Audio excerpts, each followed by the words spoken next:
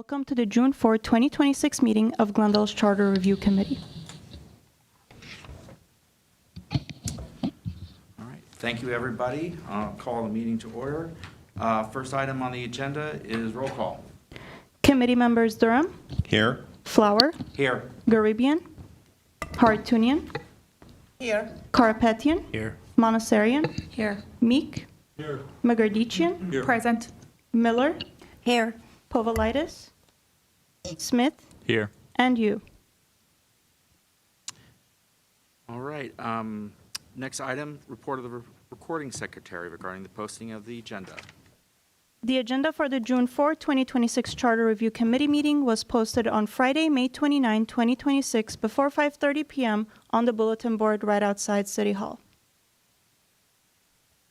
Thank you. Next item on the agenda, oral communications. Discussion is limited at this time to items that are not a part of this agenda. Each speaker is allowed 3 minutes.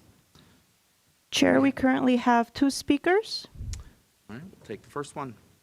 First one, Herbert Milano.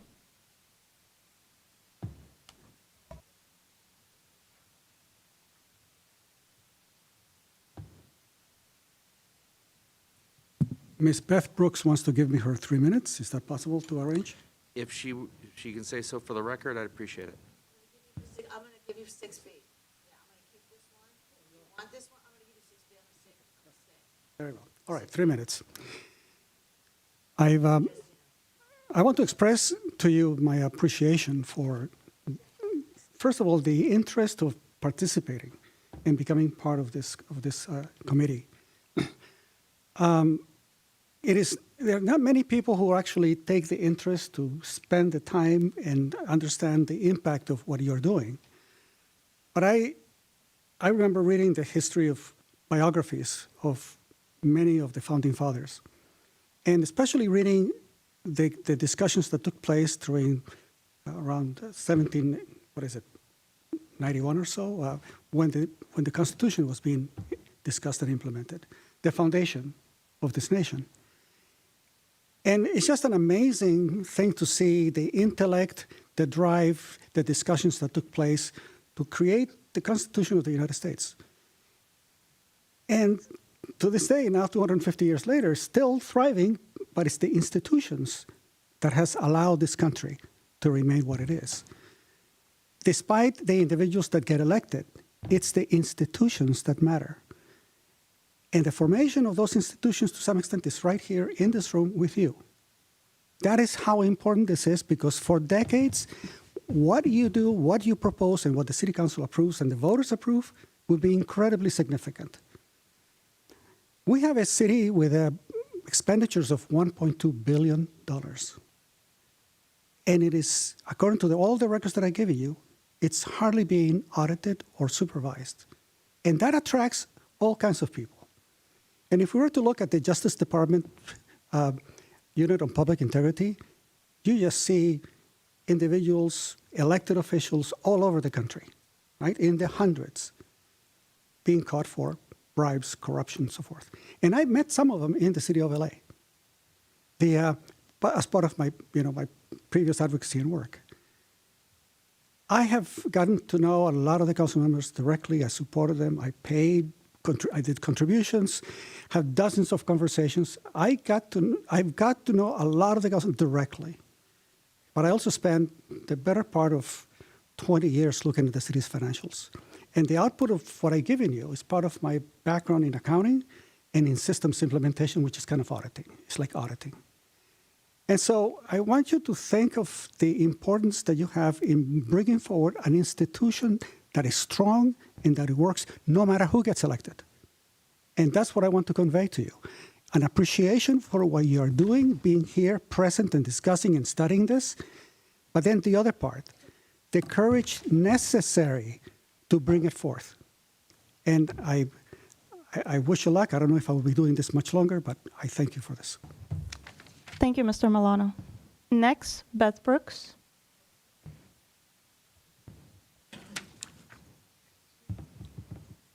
Hi, thank you. I want to, say the same thing as Mr. Milano. I think you guys deserve a lot of credit. I think you're incredible.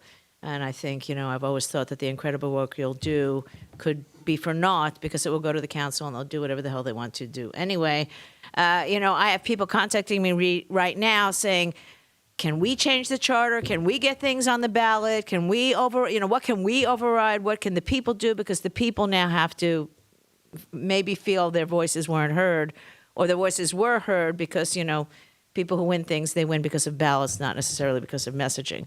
But that's irrelevant. Well, it's not irrelevant, but it is something. But I'm also here because I wanted to say, because you meet once a month, I'm surprised you don't allow members to meet by Zoom, virtually, because then you have to wait for another month to take a vote, and I think that's just such a waste of your time. And I've seen that happen already. I really think this just, to me, is, again, I love the word no-brainer, but it really is a no-brainer. I mean, if people can be wherever they are, in the laundromat, in Coffee Bean, in the corner somewhere, in their car, they should be able to take part in this, and you get stuff done. I just think that expedites things. The third thing is, because the fight never ends, I went to a planning commission meeting yesterday, and which was so interesting to me because none of the Glendale Environmental Coalition people showed up, although they typically do show up, just two women in general who are basically Dan Brotman groupies show up. I think so. And because they talked about that the GWP is asking for a conditional use permit to put 3,300 solar panels above Brand Park, in the Verdugo Mountains, that in a high fire severity zone, and there's there's a sanctuary right there. This is actually ecologically, environmentally crazy. What do you destroy in order to get a very small percentage of solar energy in a location you should not be doing that at? I am telling you right now. And somebody came up who actually is a lawyer and said, hate to tell you, but the deed that Leslie Brand gave the city is based upon you are allowed to keep the property, the Brand Park and the Verdugo Mountains, if it remains a recreational use. So the GWP is asking for it to have a permit to put a structure for a utility that is not a recreational use. And damn well, I'm contacting the Brand family, who is apparently quite litigious, to make sure that, to be careful of this. This will be an environmental disaster. And I would like for those of you who, I know there's some of you who I respect very much who are part of the Glendale Environmental Coalition and who are interested in this, to take a look at this, please, and let people know that that organization should not just be a conduit for a politician to get points. It should really be to take care of the environment and the ecology. Thank you so much. Thank you, Ms. Brooks. Thank Ms. Brooks, you. can I ask you a question? What's your dog's name? Luca, Luca. my dog, All right. who has Cushing's, pancreatitis, anemia, and diabetes, and is a miracle. Come on, Luca. Good dog. Thank Yeah, you. good dog. Chair, we do have one caller on the line. Okay, thank you. Caller, please go ahead. Ani Kosh, you're on air. Hi, good evening, everyone. My name is Ani. I am contacting you. My ask is simple. Having gone through the documents, my ask is for you to make the city's internal audit truly independent. Put that in the charter. Here's the problem, and it's straight from the city's own presentation. Internal audit reports up through the city manager's office. It is authorized for 3 people. 2 seats are vacant. It's running at 1. 73% of its recommendations sit unimplemented, and it is never audited a single federally funded housing or grant program, even though those funds carry the highest compliance risks the city holds and are an issue that I have been advocating for due to the emergency housing voucher funding running out, as we know now, in September. If you compare that to Long Beach elects its city auditor. The auditor answers to the voters, not to the city manager. In Glendale, the auditor answers to the city manager. That is the difference, and that is a gap I'm asking you to consider closing. And I ask you to do that by recommending 3 things to the council. 1, put the internal audit function and an independent audit body in the charter itself. Right now, it only requires an outside financial audit. Internal audit exists only by ordinance, which the council can weaken at any time. 2, move internal audit's reporting line out of the city manager's office to the council or to an independent commission. 3, direct that the audit work being built this month include federally funded housing and grant programs. You are also being asked tonight to consider changing how the city moves money between funds. Please do not expand that discretion while the only office that checks it still reports it to the people it would be checking. There is such a massive loss impending for these 188 households. I have spent months advocating for a solution. The city's stance is that it is relying on federal funds, while Measure A, LA County funds, are there on the table to be used, and they are being locked up instead of being served as rental subsidies for these families. I am deeply, deeply concerned about what's going on when the conflict of interest between who is checking what involves the lives of the most vulnerable households in Glendale. We are literally about to be putting people out on the streets while employees charge their salaries to these funds and then gatekeep through mechanisms that remain opaque the very small amount of the money that they have even decided to allot when there's a much larger pool available. I know this is not easy work. I know nobody wants to see unsheltered community, family, friends. Nobody wants that. But we need oversight, and something is deeply wrong. Thank you. Thank you, Ani. Any Chair. other callers? That is it. No more callers. All right. Next item is approval of minutes. This is the minutes of the meeting of May 7th. Does anybody have any questions about what's in the minutes, changes, corrections? Any public comment on this item? No. Do we have a motion to approve the minutes? I so move. I'll second. Motion from Elizabeth, second from Stephen. All in favor say aye. Aye. Opposed? Abstentions? Aye. 4 abstentions. So, motion passes. All right. Next item, staff comments.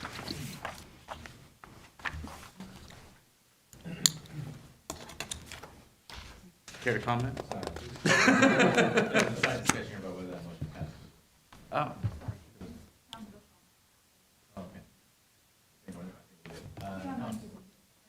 Okay.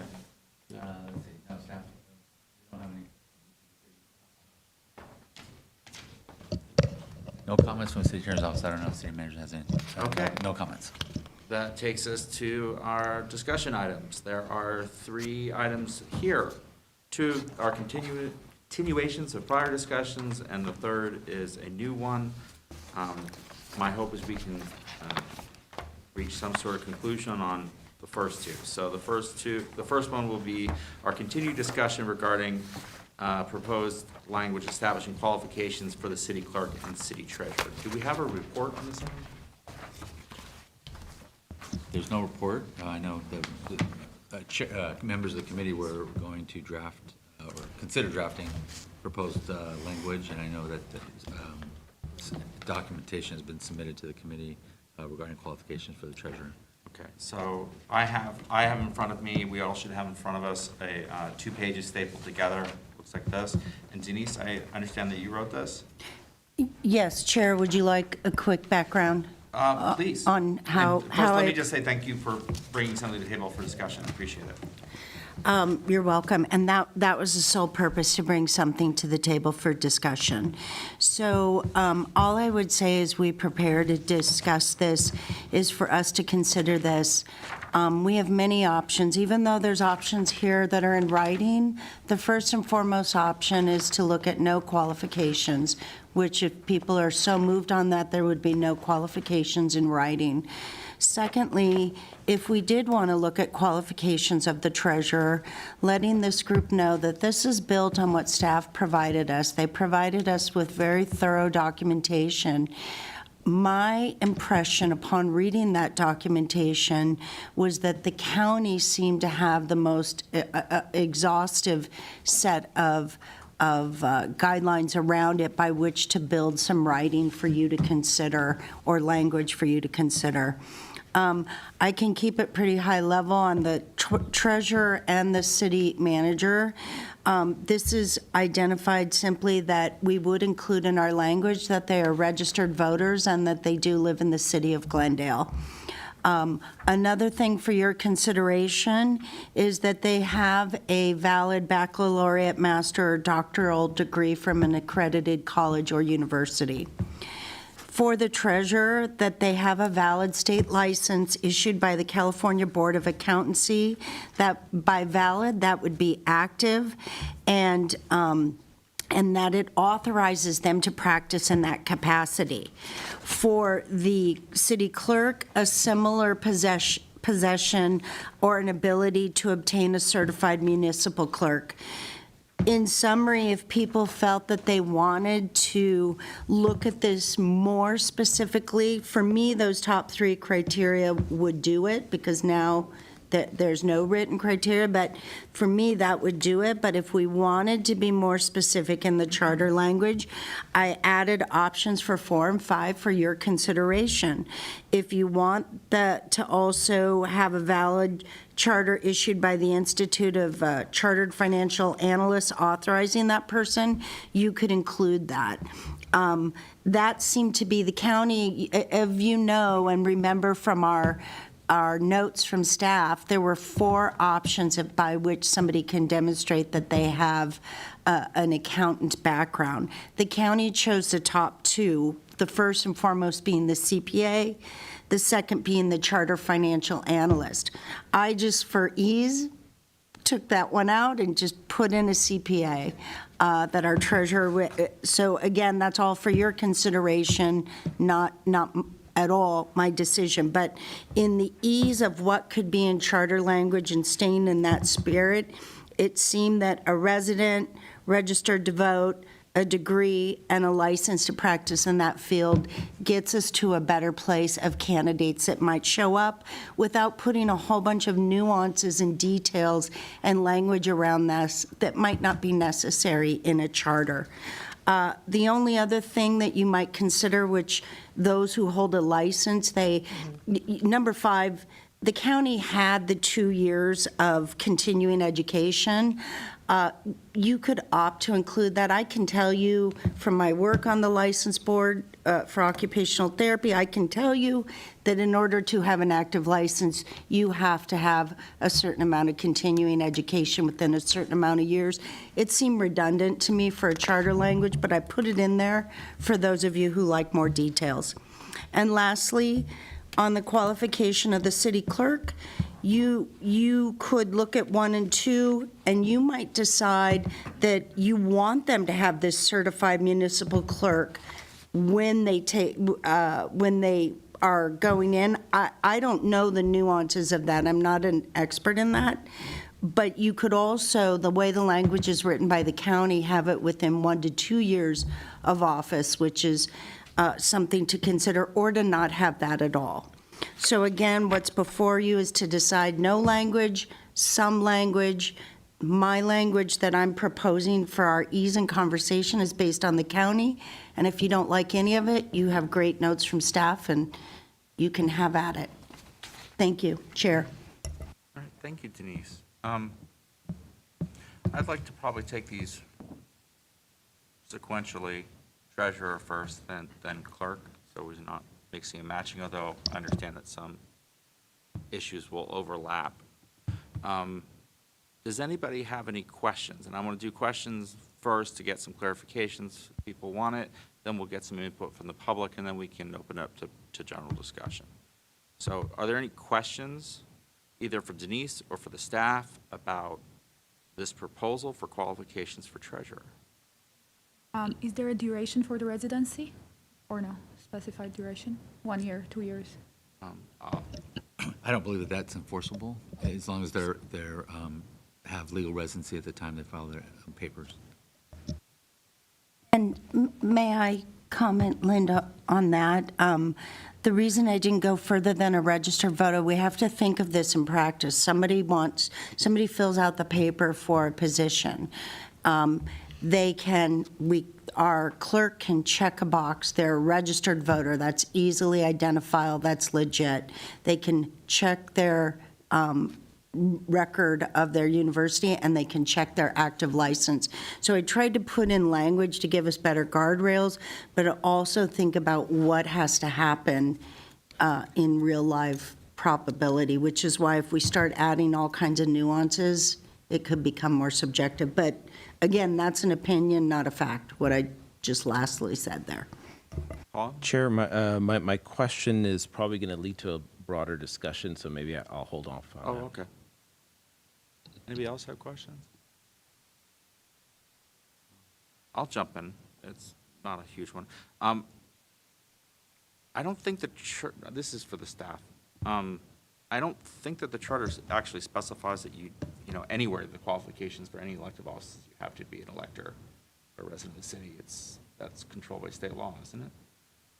It is in our charter, It is, but it's okay. also in state law. Okay. So I can double check if Wiser, but Mike, I'm pretty sure we have a provision in our charter. I believe the charter refers to the Muni Code that talks about it. Correct. Okay. But in any event, it would be covered by state Right, and law. our charter does incorporate elections code. Okay. So it would be covered by that as well. All right. And my next question, I think, is for Denise, and I just want to understand the intent here.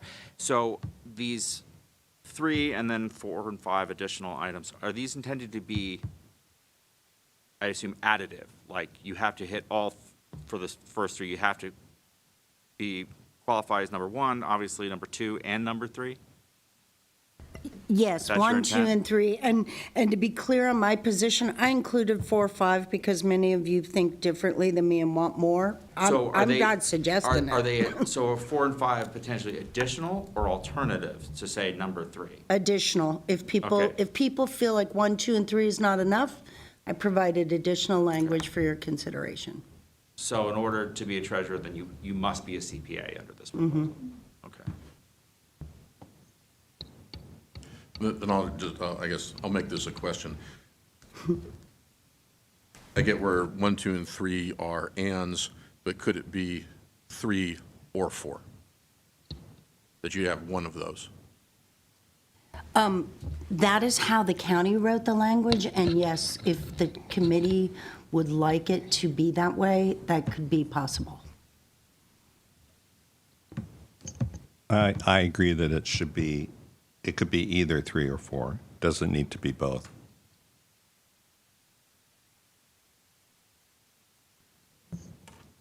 And since you have some background in that area, are people usually both, or are they one or the other? It varies. Okay. Because I've known CPAs who've gone on to, typically I've known people who are CPAs and then they've gone on to get a CFA and have both. But there are plenty of CPAs who never go and get a CFA. I think And there's CFAs that maybe aren't public accountants. I would say they tend to be 2 very distinct and different career paths where you have probably minimal overlap. One is counting stuff, for lack of a better term, and the other one is analyzing and making investment decisions on stuff. So, again, very building off that simplified. Comment, other question for staff is, which of those differing professional avenues more closely overlaps with the actual functioning duties of the city treasurer? Mr. Tuckalian, accountant versus, The primary functions in the treasurer's office, I mean, well, it's an interesting question because generally speaking, the accounting functions within the city's organization are handled by the finance department. Finance director oversees everything from payroll to budgets to accounting, accounts receivable, and such. But the finance in the treasurer's office, the treasurer's office not only invests the city's portfolio but also manages the city's day-to-day treasury functions. So they essentially are operating a bank, a mini bank, if you will. So there is a little bit of overlap. It's not so distinct that I could say it stops right here. Okay. I think, not to complicate matters worse, but the California Municipal Treasury, I forget what the official acronym is. There is a program that certifies municipal treasurers or certified treasurers. Oftentimes, these are individuals who come up the ranks through cities, counties, school districts, and such. The requirements that committee member Miller has proposed appear to mirror very closely what the requirements there would be. The only difference there is I think there is a minimum number of year requirements to get that certificate.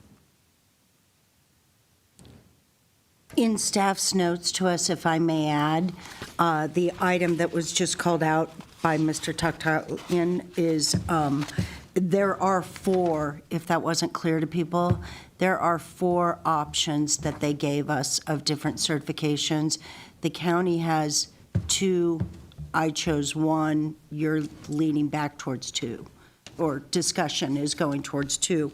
But if you wanted to look up what all 4 of those are, they're in our April 2nd interdepartmental communication from staff, and they're right in there. If I can just maybe clarify, what I was referring to was a Certified California Municipal Treasurer Program. And in order to qualify for that certification, aside from the 6 years of Treasury experience, which I'm not suggesting for this position, typically it's people from these positions that end up trying to get the certificate. Some of the prerequisites they look for is a bachelor's degree in related fields such as Treasury, finance, or investment-specific experiences. Again, fairly similar to what Committee Member Denise Miller has proposed. I'm going to go ahead and ask my question now. I think Please. it's germane to the discussion. So, Committee Member Miller, you modeled this after the LA County Treasurer's Office, which is an appointed office. It's not an elected office. So, how, in your mind, how does that key difference affect what qualifications are used, and then secondly, who judges the qualifications? Thanks for the question. So if I may clarify, our communication of April 2nd outlined 4 options. So that's where I started when I was looking at this. Do we in our language include all 4 options? The next part of the workflow was to look at the table. And in looking at that table, and look whether it was county, Huntington Beach, Redondo, elected, appointed, was irrelevant to me. It was a matter of what are the bare minimums? If there's none now, what does it take to be in good practice in this subject, to be a subject matter expert in this area, that I would want someone who would want to be a candidate for our city treasurer? That was the driving force. So whether that position and the qualifications that go with it that you've stated is elected or appointed has no bearing, whether it's elected or appointed. No, I would want them to, at a minimum, to have a CPA. I'd want to know they have a college degree, and what's my third one? The valid state license. Yeah, valid state license. Okay. Okay, well, we can move on to, that'll probably be a discussion. Okay. Any more questions, or ready to hear from the public on this one? All right. If any members of the public want to speak on this particular issue of qualifications for the treasurer, I'll give you 2 minutes on just that. Thank you. I would think that it's very germane whether a treasurer was elected or appointed, because you would have a greater pool of people who would be appointed, who you could actually see about their qualifications or their experience, different things, but you wouldn't have as great a pool of people who would be elected. I don't understand how that's not germane, number one. Number two, I think you would have to say to yourself, what would be the danger of not having you're investing the city's money. I think that's probably more important than to have a finance background, to be a financial analyst, than it is to be a CPA. Because if you're not a CPA, I think your investments could be safer, but if you aren't a financial analyst, your investments may not be safe. So you have to think about what would be the repercussions of not having one versus the repercussions of not having the other. What would be the damage done if you didn't have this versus what would be the damage done if you didn't have that background? I think given that you want to protect the investments of the city, that's probably where you want to, that's what I would want from a treasurer, because of the sheer numbers. You know, you could get different CPAs, but you can't always get a financial analyst to handle, you know, more than $1 billion worth of investments. So I think it just seems to me that you would choose the one with the finance background because of the investments. Versus there are lots of different, I mean, he could do it, but, you know, I happen to know him, and I know he could do it, but he's a CPA, and I think he could do that because of who I know who he is and what he's handled in the past, but that doesn't mean that you'll get anybody who's going to be special like Alan.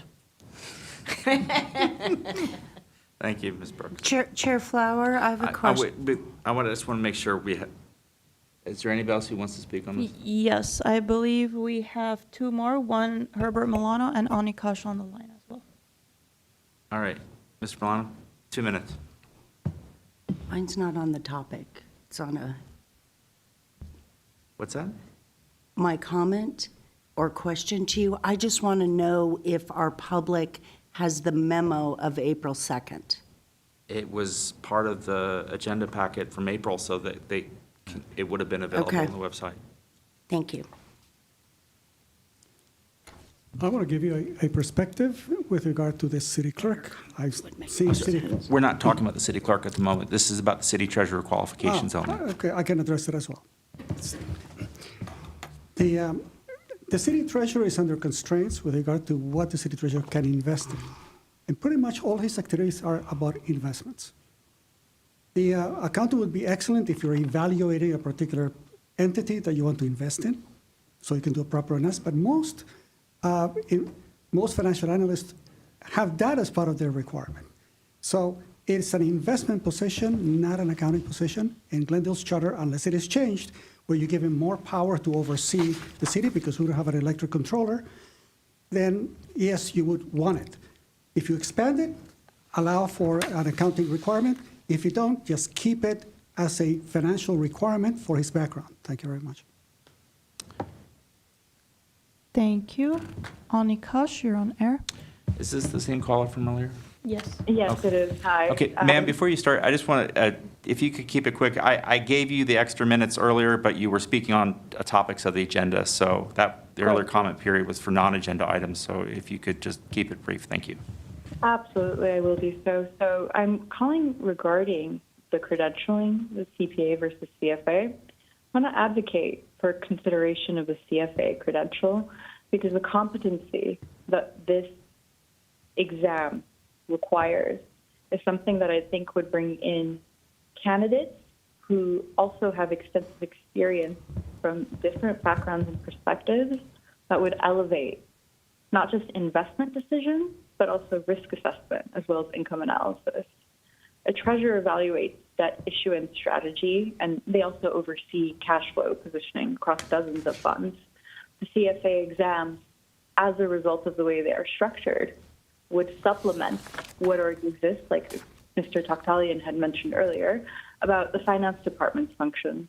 The CPA is an accounting credential, and it's great about how you can audit books, prepare financial statements, and ensure compliance with accounting standards.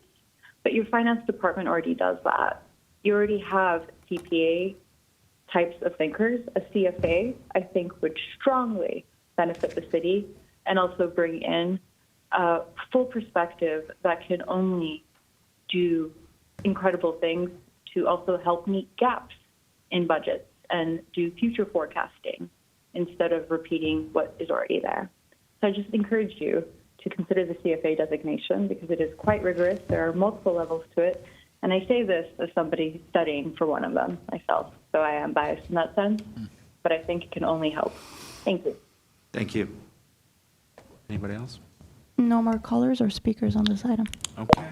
Chair, may I just make a quick comment? Very quick. The only thing that I would add is with the options before you, bullet point number 3, and then bullet point number 4 for additional consideration. Perhaps if the conversation goes there, consider an either or, not an and between the two. The pool of candidates who would essentially have both those certifications is very small in any community. Thank you. I had a question regarding this then. So, Mr. Tatalian, how common is it, or have you come across other cities for city treasurers that have both? Or have you at all? Yeah, I wouldn't be in a position to speak to that at this moment. I didn't do the research in that manner. I know the city attorney's office had done a lot of research in terms of the qualifications that some other agencies required, but I don't know that we looked at it from that particular lens. I don't know, turned up, I'm looking at Ms. Quash, no, we didn't. Because it really seems to me that if someone's going to be a treasurer of a city with $1 billion budget, then it's okay to ask for both. I mean, it's not too much. I know it kind of reduces, but also increases their qualifications too. So we get, just saying. Certainly. I mean, that is an argument. You have to find them living in Glendale. And I'm not saying there's not a lot of talented people in Glendale, but somebody have who has faith in those the two people jobs of probably Glendale. already has a job too. Talented who are interested in running. And interesting. Keyword. Alan? Given that city treasurer's an elected office, I do think if you limit it to having a CFA, it's going to limit your pool of candidates. And I don't know that that would be a good thing, because I think the voters should also be looking at the experience the candidate brings. And, you know, you might be a CPA that does have more investment experience. You know, I managed a $4 billion portfolio for a couple of decades, and I'm just a CPA. I nominate Alan. It's, but I mean, the other thing is, I think what the city, maybe Mr. Toctoglian can address this, but I think what the city is allowed to invest in, because you always have investment parameters and policies, is pretty limited. We're not out there playing the futures markets and investing in equities, I don't think. That is a very good point. Not only is the city treasurer limited under state law in terms of what they can invest portfolio in, but that's further limited by the city council's adopted investment policy, which adds a separate layer of strictness or limitation on investment vehicles. Not only investment vehicles, but types of investments as well. So our treasurer position is very, in terms of the investment function, is very different than working for Goldman Sachs, for instance. You know, it's not going to rise to that level. Won't pay as well either. No, and that's why I don't know that you're going to get a bunch of CFAs knocking at the door to try to be city treasurer.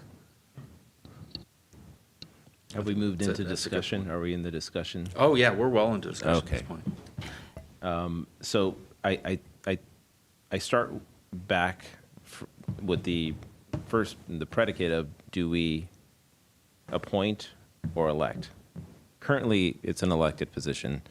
After much consideration, I've come to the conclusion that it should be an appointed position for the very reason that we want to be able to appoint people that are experienced and have the proper credentials at that time and place in the city, where, you know, to lock in a series of credentials today in the charter and expect that they will be relevant and capture everything for the next 10 or 20 years, I think is tough, number one. Secondly, I think the position, the unique Venn diagram of Glendale qualified, willing to run, you know, for election, is a very narrow overlap. Third, the position of treasurer, and to a certain degree, this applies to the city clerk, which we'll talk about later. The role of the treasurer from when the city was first incorporated and the charter was first written has changed significantly. Not only in the size, we've talked about the $1 billion portfolio, but the sophistication and some of the functions that the treasurer has to do, they are no longer receiving money and making sure the dog licenses are paid and things like that, which kind of is more of a CPA type function. So I think it's immensely clear to me that you want qualified people. The qualifications are probably going to be a little fluid over the next 10 or 20 years. And it really should be appointed, just like LA County is appointed, because we have a very narrow, that Venn diagram is pretty narrow of who's going to be able to get elected, qualified, and all that. So that's the conclusion I've come to. Haven't heard from a few people. Anybody who hasn't spoken yet want to jump in, or? I'm in the process of thinking. Yesterday, I was listening to some people in the AI world and investments. Now, I'm so scared about all these minds who do all these things. So I feel like for me, the responsibility is really, really huge. But it looks like they also have some limitations, of course. It's tempting to ask them to have everything as much as possible. But like Alan said, I really don't know how much of it is CPA, and I'm still learning. But I think anybody who deals with more risk, that word is important to me. And I have to do more probably studying whether to ask for as many qualifications as possible or really look at what their limitations are and kind of not really look at it, but look at experience and what they've done in their lifetime. Because it can always be the case. But I was looking at the number 5. I think as I am always for continuing education, but I think to have a valid license, and correct me if it's not, you probably have to have some things that you always have to update yourself, right?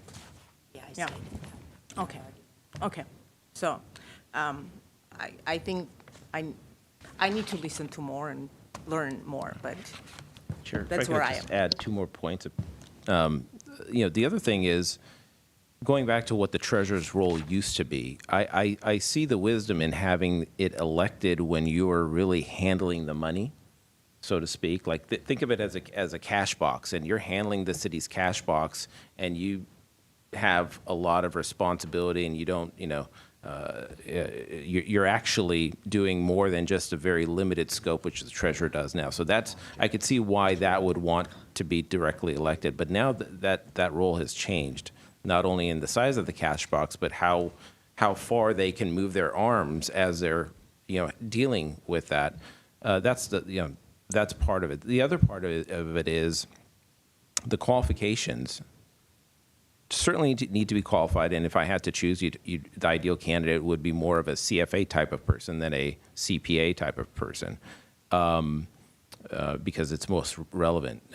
But who evaluates the qualification? Right. Obviously, CFA is one organization that issues CFAs. That doesn't change. But maybe there's going to be some other qualification in the future.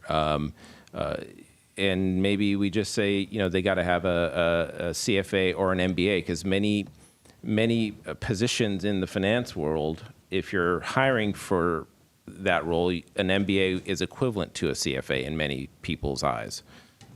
Ultimately, I think that's why you need to have it appointed, so that the people can evaluate the position, and it's not a binary thing. It's not like, do you have a driver's license or not?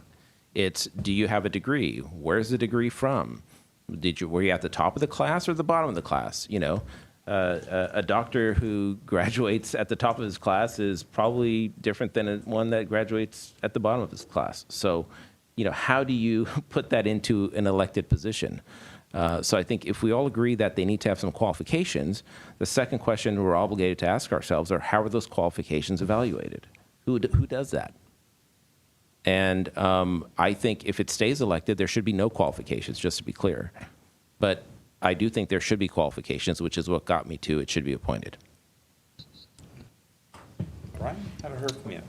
That's because my stance is kind of the boring one, which is general. I'm just kind of not for qualifications this specific in the charter language for reasons that Paul just mentioned of foresight and looking ahead and will it be relevant and which ones to pick. I think there's a reason you see very few cities have qualifications for these positions, and when they do, they end up being quite general. I think because the fear that people are trying to, I think, address with having these qualifications is that some con man might make his way through and be elected city treasurer with no qualifications whatsoever. And it reminds me of when we were talking about districts and people were talking about putting a solution for a problem that just doesn't really exist. And I guess I see it in that light a little bit, that for someone to get on the ballot for election and, you know, promote their qualifications and to get to a certain point, you'd have experience that would probably require these. We heard from the treasurer that he didn't really think any of this was necessary and that someone running would most certainly have this. I just haven't really heard a convincing argument that qualifications are needed. I am for having general qualifications. I'm not for not having any. I served on the board of a nonprofit organization, and for a nonprofit organization with a very, very small budget, we ended up changing the bylaws to have a treasurer with the qualifications, because for 40-something years, it was not managed properly because they couldn't read financial reports. As simple as that. As for elected or appointed, I would like to minimize the political influence, so I prefer an elected role. Paul mentioned it, but that's my stance on that. Elected role. So they are not controlled by the council or city manager, and they are just elected by people. If there are qualifications, then those people have to pass some filters, and the people are the ones who are voting for them. So that's where I am right now. I'm sorry. I also don't think, I'm sorry, one more point. I also don't think we need to list all the degrees. Minimum bachelor's degree should be enough. If they have a master's and doctorate, they definitely had a bachelor's. So I think that should be, if we go for number 2, just to simplify it. So take out the baccalaureate? No, let's keep it, but we can just say a bachelor's minimum. I understand, but we can say minimum a bachelor's degree, that's it. To just make it smaller, shorter. By default. You can't get a master's without bachelor's, usually.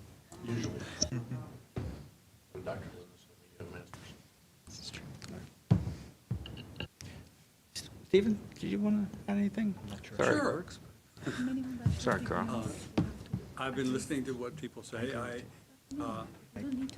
am sort of leaning toward an appointed position, but I'd want to know who or what, how that person would get appointed. Is it just through city council? Is it just through city manager? In our city, the city manager runs anything, and I would require some minimum requirements of that person to even apply for the position. You know, some experience to show, you know, I've seen a number of elected people who didn't have qualifications and run into trouble or run into difficulties, which is, so if we went for an elected or stay with an elected treasurer, I would think the more qualifications they have to prove that they have, the better. Could I ask a quick qualification or clarification? Didn't we as a committee settle the elected versus appointed? I was going to raise the point, but letting people talk. We have had 2 votes on the issue of whether or not to recommend a change of the charter to make the treasurer an appointed position. And so we had the first vote, and then we had a motion to reconsider. So in my mind, that issue is settled. I don't even know if procedurally you could do yet another motion for reconsideration. I would not be in favor of that, even though I was on the losing side of both of those votes. So I would not be, to me, the issue's settled. But, you know, that we're still having this conversation does speak to something. But just to be clear, Chair, that's your personal opinion, right? Yes. Even though you were on the appointed side, your Well, opinion like I is- said, yeah. we've had 2 votes. Yeah. And so the issue is settled as far as that goes. I don't know whether or not it would be proper to raise the issue again. Well, if we're talking about procedurally, that's a Yes. that's a discrete question that Yes. the city attorney can answer. Yeah. Mr. Garcia? Generally, a motion to reconsider or rescind a prior action has to be made by somebody who voted in the majority the previous time. Sure. And I think given that you had the vote, again, the second vote, I think you would still need somebody who voted in the majority or didn't vote with the majority to table it, essentially, would have to bring it back up. But again, that would, and because it's not on the agenda, somebody would have to raise it, and then you'd have to vote on whether to bring it, to re-agendize it. So procedurally, it's there. It's there a is morass, I think it's developed. there is a path should someone want to do it. Look, I'm not trying to belabor the point, but you can see, as you pointed out, there's a reason why we're having this discussion. It's because they're intertwined. We probably should have thought about them together in retrospect. And I think it's we may be left with a decision that is suboptimal unless we want to take the procedural path. So, Can I bring it back over here? Because I don't think I've heard from Elizabeth since she asked the question. I'm personally for qualifications. Now, because I need to hear more if it's CPA or CFA. I really need to know which one is really the one that our city really needs. Like, I need to maybe hear more from our city staff because I think qualifications are really important for our treasurers. Again, I'm also wondering who would be the one that part, maybe someone can answer to that. Maybe our assistant manager can answer to that. Who would be monitoring the qualifications too? That's important. Sure. Or bringing it up. Right. Let me take a crack at the second question. And the first one, I'm actually going to kick over to our very qualified finance director, who has served in a number of these capacities over the course of his career. So maybe he can provide his own professional opinion about the CPA versus the CFA as it relates to the treasurer function. With respect to the question of who would determine qualification, if the recommendation was, or if the charter stated, you shall have a CPA or you shall have a CFA. To me, it's fairly simple, and there may be differing views on that, and I respect that. But I think it goes to the point that if you have earned that certification and you have passed that state test, whether you were at the top of the class or not, you've qualified to operate in that field, and you're bound by certain requirements under that licensure. So the certification in and of itself is the determination of whether somebody qualifies or they don't. Again, this may be a differing view, and maybe there's nuance in how maybe some people view that, but that's how I would take that. Well, if it's an appointed position, it would be important. But if it's not, if we've already decided on elected, then the minimum requirement would do. And that's a great point. If it was an appointed position, I would say that the charter would probably be, it would be beneficial for the charter to be a little bit more flexible, because at that point, it's going to be potentially the city manager who would be making that appointment with the city council's approval. And the job duties, as well as the minimum requirements to qualify, would be something that gets vetted through the Civil Service Commission, which is a completely separate entity within the city structure that has a very independent level of operation. It's quite different from a lot of the other boards and commissions. So my point in kind of giving you this long-winded answer is there is a number of, if it's an appointed position, there's a number of checks and balances where they would have to meet minimum qualifications established by the Civil Service Commission, and then a number of people, competing for that position or applying for that position would have to be vetted, the most qualified rising to the top, and then the final step being the city manager making an appointment certified by the city council. Can I ask a question for the city attorney? So if it's an elected position and there's a set of qualifications, and I want to run to be the treasurer, hypothetical, I swear, what's my process? Who do I show my credentials to get on the ballot? Chair Flower, I believe that would go, in the normal course, it would go to the city clerk. Okay. They would obviously consult with the city attorney's office. But just to give you an example, if somebody wants to run for LA City Attorney or California Attorney General and they need to be a member of the state bar, actually, I think just go to in the Cal case, Bar. it's a little bit easier. But no, I think even in the case of like California Attorney General, you don't have to be licensed. You just have to have been practicing law for 5 years prior. So yeah, you have to submit that evidence to the city clerk of, the city of LA, or in the case of the state, the Secretary of State. They'd verify it. It would be a very similar process. That could probably be fleshed out by either in the charter, or it could be put, there could be a process established in the municipal Okay. code to do that. So, but if we had something that specified, like item number 2, in that second paragraph, it says, or, public administration, economics, finance, accounting, or a related field. Who would make that decision, and who do I complain to if they say my field's not sufficiently related? Fair enough. So again, I do believe the city clerk can make that determination.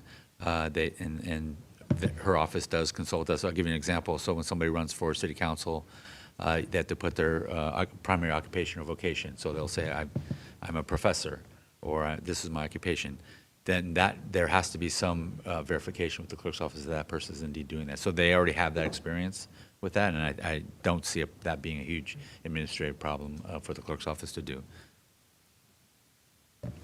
And Chair Flower, you don't have to even consider number 2. That's just another option.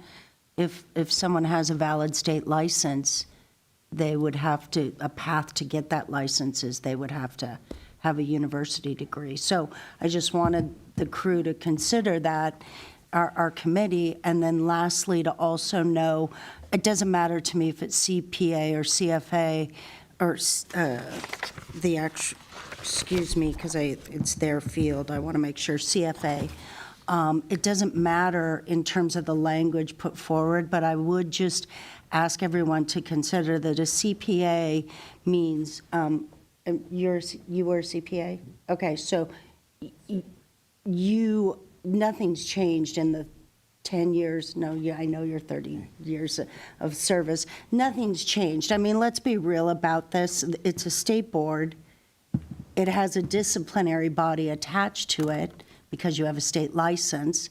Remember, one of the issues that was talked about was when different speakers came to us is if it's elected, which is what we've voted on twice, if it's an elected position, one of the cons against that was that the city manager didn't have oversight. Well, the state of California has oversight. So if there's disciplinary issues, I guess all I would just ask you all to consider is, sure, expand it to include the CFA if that makes more sense from our experts here or people who've called in, but please at a minimum still include CPA because that's attached to the disciplinary body that the public can go and view on the state and can know exactly who their city, if they've had past transactions, if there's ever been disciplined with their license. I mean, voters would want to know that, I think. And with a certified body alone, that's why I don't like the either or. With just a certification, the path to clarity on their discipline is not as clear. Just want you to consider that. Could I ask a theoretical question? If the person running was previously convicted for something, would that prevent them? That's in the crime. Okay, let's say it was, I don't know. Let me ask you this. What kind of crime would allow them to run? What kind of crime? It's a specific list. That's my question too. I could look it up.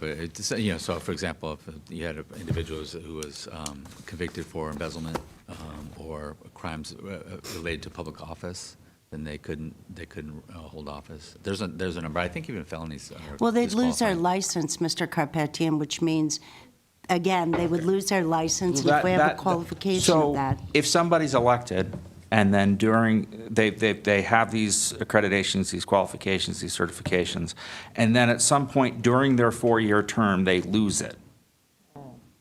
Well, that's a different issue. Or say, they don't get all of their ongoing education requirements during the term of office. And this kind of bleeds over into the clerk discussion. Is the only recourse recall? Depends on the language of the charter that's in But, there. I mean, That's why you might you'd have want to account for a put the process for somebody CEs. who loses their accreditation. Right. Correctly. I think, It again, wouldn't, if the language was just that you have to have whatever criteria, either this education or this license, to be elected to the position, then if they lose it, they don't necessarily forfeit the office. It would have to be in the charter that says what happens, that, you know, if it basically says you have to maintain that eligibility for the entire term of office, then at that point, if they were to lose their office, then somebody could, and for the non-lawyers, what happens is when somebody loses their eligibility for office, somebody would have to file what's called a quo warranto action to challenge that eligibility. If you first go to the Attorney General, say this person is no longer eligible to serve, please allow me to sue in quo warranto and challenge their eligibility and then get them removed. So that's the process. That's for anything. So somebody. How long does that take? longer than the term? No, not necessarily. They usually make the AG usually makes the quo warranto decision, allowing somebody to sue in 90 days, and then after that, I mean, there's a period of time. You're talking Usually 6 that months. wrton opinion kind of tilts the field. doesn't it? Yes. Do you want yes. that, I do you mean- want that language, was your question going to the place that you want us to consider language like that, or? No, I'm trying to think through the consequences here. I think what you're doing is similar to what I'm doing is we all agree that qualifications are necessary. What those qualifications are, we're still kind of talking about that. But how do you actually implement that in an elected position and the mechanics of it from the point they want to file to run to the point they're elected and throughout their term? How does that actually work? And does it achieve the goals that we want? That's what we're trying to think about here. In terms of the qualifications, the CPA is a state issued certification. CFA is not. CFA actually has 3 different levels: level 1, level 2, level 3, and they each focus on different aspects of financial analysis. There's portfolio management. There's financial statement analysis, things like that. That is way more germane to what the current position is for the city treasurer than a CPA is. The problem is, 10 years from now, I don't know if that's going to be germane to what the current treasurer does. And if we've already crossed the Rubicon of it's an elected position, then I'm strongly requesting that there not be any qualifications other than you're an elector of the city, because there is no practical way to actually implement the qualifications. That's the reality of it. Now, if someone wants to take a stab at bringing back the issue, there is a path to do that. But I raised my hand. I evolved right after the first discussion because I actually thought about it, and to Chair's much chagrin, we actually agreed. So I'm not chagrined that we agreed.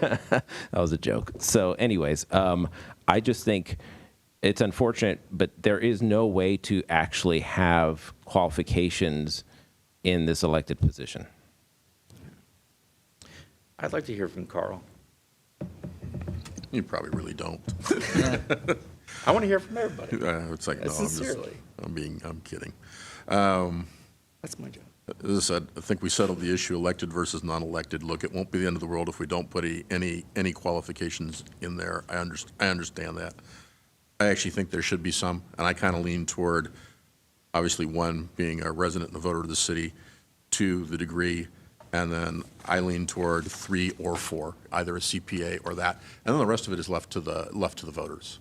And if someone loses it in the middle, then we might have to deal with it. And I don't know if at some point they change CPAs to something else. We might have to revisit the charter. I think there's been a pretty strong history of. I think CPA has been around for most of my life. I don't think that's likely to change, too far down the road. And it's but I mean, what I'm looking at here is the qualifications are kind of the minimum bar, the absolute minimum bar to clear. Then the rest of it is up to the voters to determine whether or not what that person's qualifications are, whether the top of the class, the bottom of the class, do they prefer this, do they prefer that? And I'm okay with either or. I'll take Ms. Brooks' compliment of Alan going, it's like he's capable of managing that. Well, that's ultimately what we as voters have to do. So if I look at qualifications, it is the lowest threshold to get across for the voters then to figure out whether or not they think you're qualified and responsible enough to do the job. Thanks, Carl. Alan?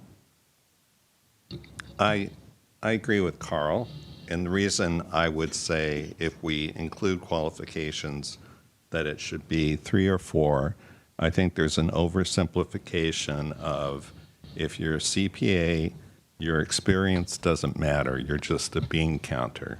If you're CFA, your experience doesn't matter, you're an expert financial analyst. And I think that way oversimplifies the role that experience plays. First of all, when we go to 2, it says in any of the major fields of study, including economics, finance, accounting, or a related field. Well, when I got my MBA, I didn't just take accounting courses. I took economics courses, and I took plenty of finance courses, which covered, bond issuance, equity analysis. My MBA and my CPA did not mean that, I only took accounting courses. I knew nothing about finance. And when I went into public accounting, my biggest audit, which took most of the year, was a large bank.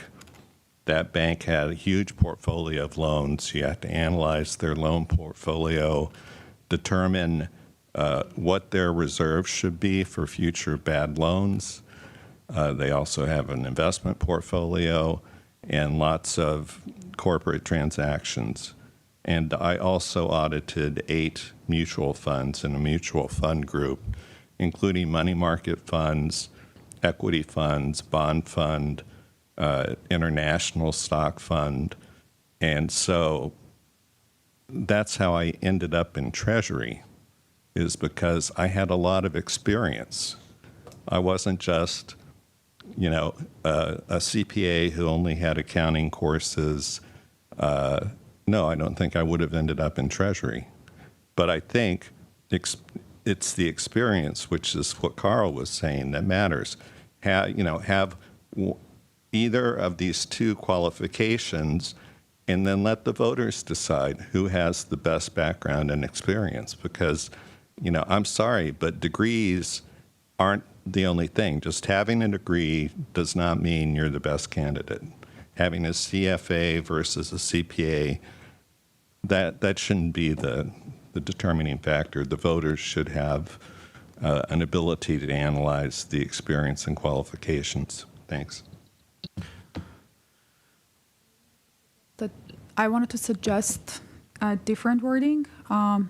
Basically, to say relevant professional credentials may include, but are not limited to, certified public accountant, chartered financial analyst, certified government financial manager, or successor credentials recognized within the accounting, finance, or public finance professions, basically to address Paul's concern for future changes in the certifications. Yeah. Could I ask Alan a question?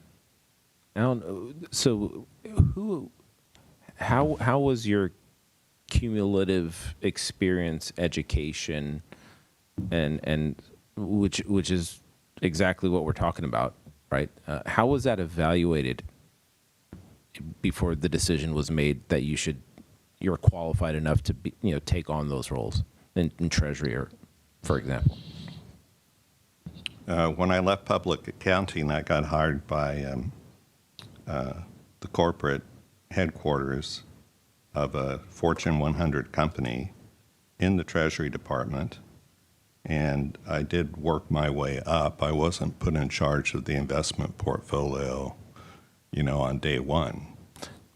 But I exactly. But who was it? Was it a process? Was it a panel? Was it people? Qualified people? Was it a checkbox where they just saw, well, he's had 5 years of experience? It's not a checkbox. I had to interview with 6 different executives and people working So if it took like 6 different people to interview you to determine if your qualifications actually were what you said they were, is the city clerk going to do that? Oh, I misunderstood the question. I think I was being interviewed to see if I would be a good fit and had sufficient knowledge. But the Human Resources Department did all the verifications of my university transcripts and my CPA degree, things like that. I mean, that went all to HR. Okay, thanks. Like a civil service. Don't you think the voters are going to do that, Mr. Karapetian? I mean, if we have minimal guardrails around We've just been this. through that process. That's unfair. So here's my answer to that question. As a general rule, I believe the voters should make as many decisions as possible when it comes to city government. That's a general rule for me.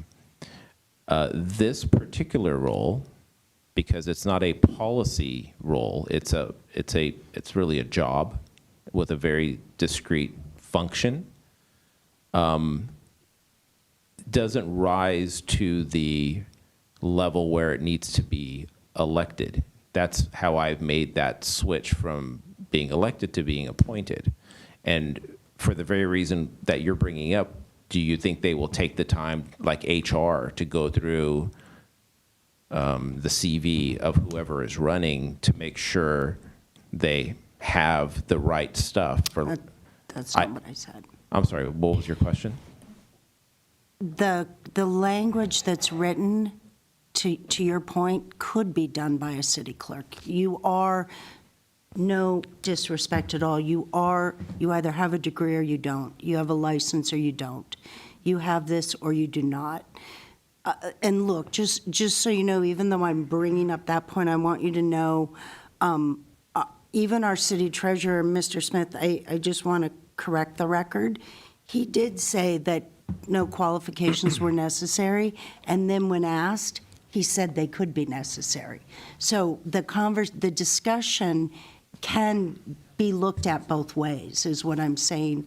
And so the language that was presented to you was presented to give minimum guidelines, and I guess to move the agenda item, what's really before us is we've already we recognize that you've moved to appointed, but this commission has twice voted on elected versus not. You have a path forward on this commission if you want to do something different, but for now, for the amount of time that we spend, I'd like to direct us towards, are we looking at qualifications or no qualifications? That's what's before us. So I thought your question was, would the voters evaluate it?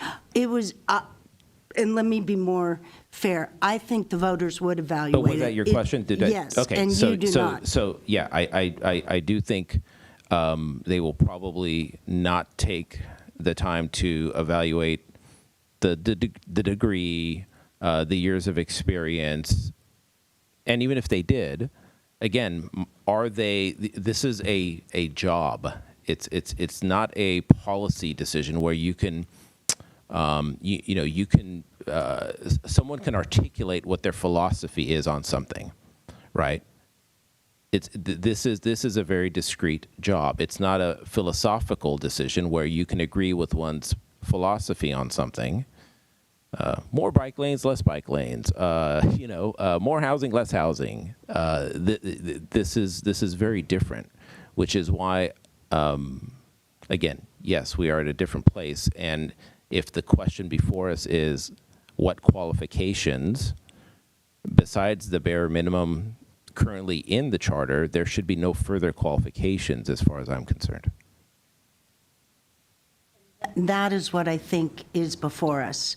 No qualifications or bare minimum that is what I thought the task was in writing that. I agree. That is the question we were bringing forward this time, and we were bringing it forward last time, but we didn't have anything in front of us, so And just to be clear, But- my point in bringing this is to illustrate why my position is probably the right position. Because I believe any series of qualifications is one, untenable, unworkable, and unrealistic from a practical perspective.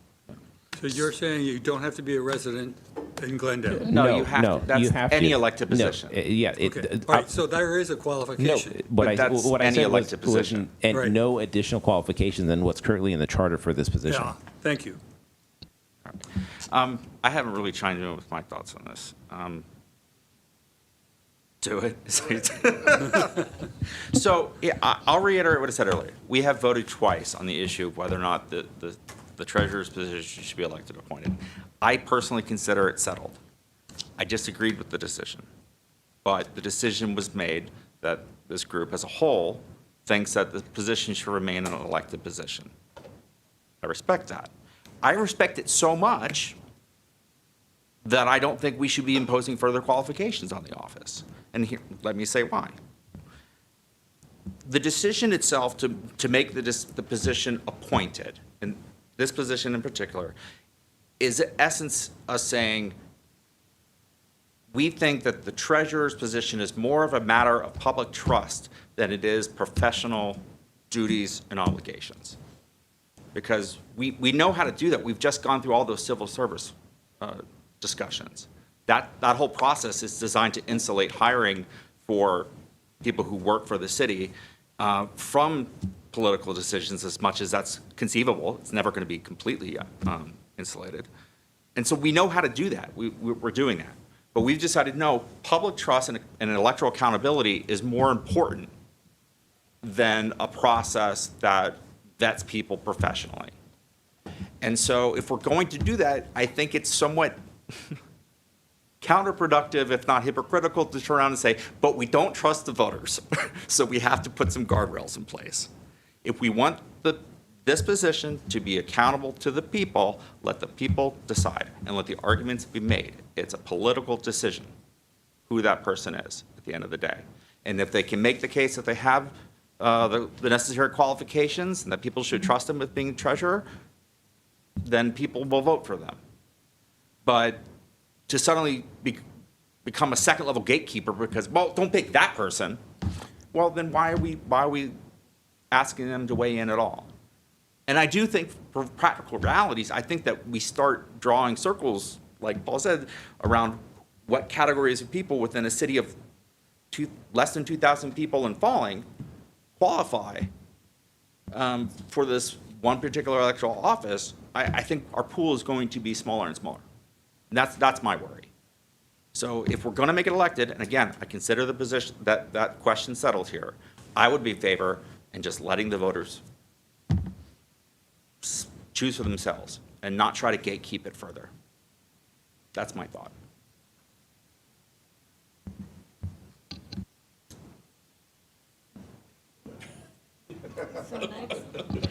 It's not meant to be the last word, but I was holding back. So, are we open to motions? What's the pleasure of the You know, I committee? mean, I'd like to make a motion to leave the charter language as it stands and for this for the treasurer's position. There's a motion. I'll second it. Motion from Paul, second from Brian. Any discussion before we vote? Can we go over, an I vote is leaving it? No change. No change. I don't even know if we want to make it formally a recommendation for no change. All of our stuff is recommendation. Okay. Let us never forget. There's no discussion. Can we get a roll call, please? Committee members Durham, No. Flower, Aye. Garibian, Hartunian, Aye. Karapetian, Yes. Monassarian, Yes. Meek, No. Magradician, No. Miller, No. Povolitis, No. Smith, Yes. and you. What is it? That's it, 5-5? Yeah. Let no one ever say the fix is in with this committee. Love this. Okay, It's possible. the floor is open. The motion fails. Chair, would it be appropriate to hear from Mr. Liang? Any thoughts he might have, or if he's willing? And I mean any thoughts whatsoever, not necessarily. Please tell me why I'm right. Well, I was just going to say, for the record, Jack Liang, Director of Finance at the City of Glendale. I actually don't have any more comments. I feel that the Charter Committee actually had a very good discussion. All the facts and thoughts are laid out on the table. So I don't have anything new to add to this conversation. But thank you for the opportunity. All right, thank you. Would you mind if I asked if any members of the committee have a question for you? Since you Sure. weren't here earlier when we were doing the quiz the staff part of the meeting. Sure, I'd be happy to answer Thank any you. questions. Yeah. Yeah, I had that original question about the CPA versus CFA, just for my own edification, basically, because really, again, I think it's irrelevant if it's elected. But I still want to know what your thoughts are about that. Is the question specifically which of those two certifications would be more applicable to the city treasurer Right. position? Right. Thank you for clarifying Yeah. that. I just assumed he heard it, but yeah, thank Yeah, you. Thank you for that question. I think Mr. Durham really spoke to it already. It's in my mind, I think there is no guarantee that CPA or CFA give you the relevant experience, because both paths actually could lead you down a path that you do nothing that's related with investment. The experience actually is very, very important. From my personal experience, I have served as an appointed treasury in my past life. I have also worked with colleagues within the municipality area where there are elected treasurers, and there are qualifications, very qualified people that actually goes into each one of those categories depending on their experiences. So that's part of the reason why I say I don't have anything to add. I don't think one or the other just by itself provides your 100% certainty that is more relevant to the role that Glendale requires. Okay, thank you. Thank you. Any other questions? All right. Do we have to come to a majority? To take any action, yes, but just right now, do we have any more questions for the speaker? Thank you very much. I appreciate you attending. Thank you. You're welcome. Denise, please. Thanks. To the city, do we have, are you, I mean, if it's the will of this committee to try and get us to a majority, certainly I'm here for the duration. But is another option that you would, I mean, again, going back to the fact when the speakers came to us, the city treasurer said in one conversation, yes, there could be minimum criteria. He used the word minimum. That's what this was to do. And then the next time he said, no, I don't think there needs to be criteria. He could argue it both ways.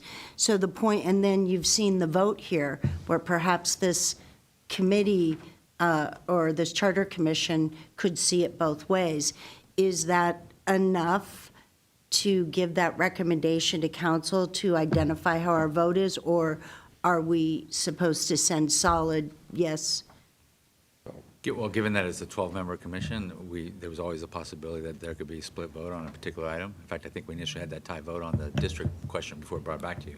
But certainly, if this is the ultimate outcome, that the committee was evenly split on the issue, that we would provide that from, there was no action, no recommendation, but here are the viewpoints of both sides on the issue, and we would just provide that information to the council. So we're back at discussion. Motion failed.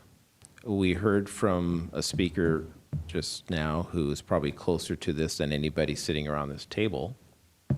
And that speaker said that I can't give you an answer in terms of what discrete qualification would make someone more qualified, which, again, I think speaks to the fact that if it's an elected position, as Chair Flower articulated as I have, you can't have any functional requirements. It's just counterintuitive. So,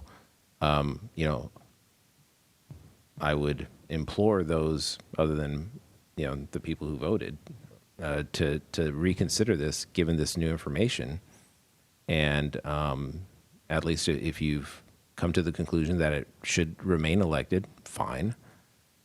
Let's vote to impose no further qualifications because it's just not feasible, and at least inform the council and the public of all the work that we've done and what the speaker just said.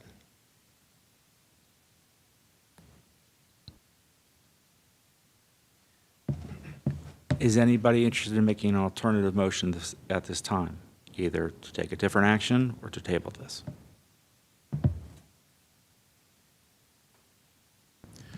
I think we're going to be where we are with districts, so I'll just make a motion to table it. It moves here. We've discussed it. We are where we are. It's time to move. I think we've discussed it for a full fiscal quarter. Yeah, longer than I thought. Yeah. Longer than I thought we would. So it's like I think we just move. Chair It's- move on. Flower- We got other things to cover. I'm sorry about that, Carl. Was that a motion? Chair, I'm asking as it relates to his motion, are we doing that for both positions then? We've just talked about the treasurer. Okay. We might end up at the same place on the We next might one. end at the same place, but on the next one. all the more reason to hurry up and get there. And so as I said, my motion is just to table it and we move on. We've taken a vote. We are where we are. Staff We've can got report what they've seen what here they've today. seen, and we've got other things to tackle. And I second his Okay, motion. there's a motion to table from Carl and a second from Elizabeth. Can we get a roll call, please? Committee members Durham, Yes. Flower, Yes. Karibian, Hartunian, Yes. Parapetian, Yes. Monassarian, Yes. Meek, Present. Bagardician, Yes. Miller, Yes. Povolitis, Yes. Smith, Yes. and you. It was almost unanimous. All right.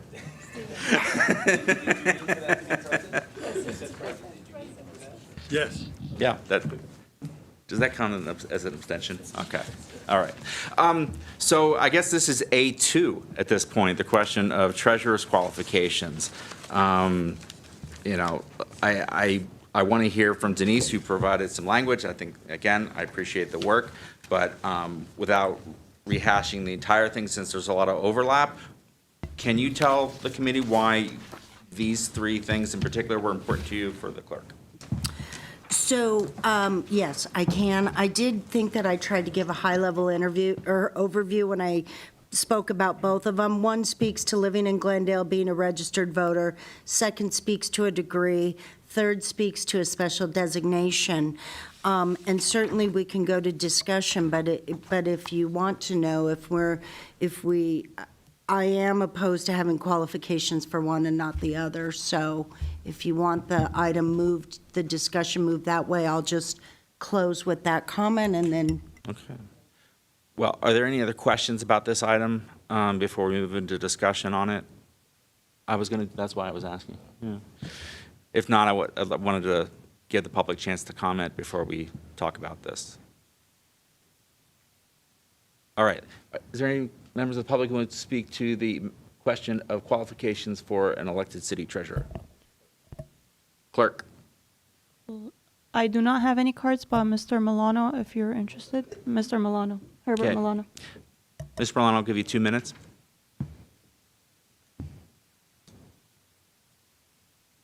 I hope this discussion is a lot shorter than the last one. I just want to give you a perspective.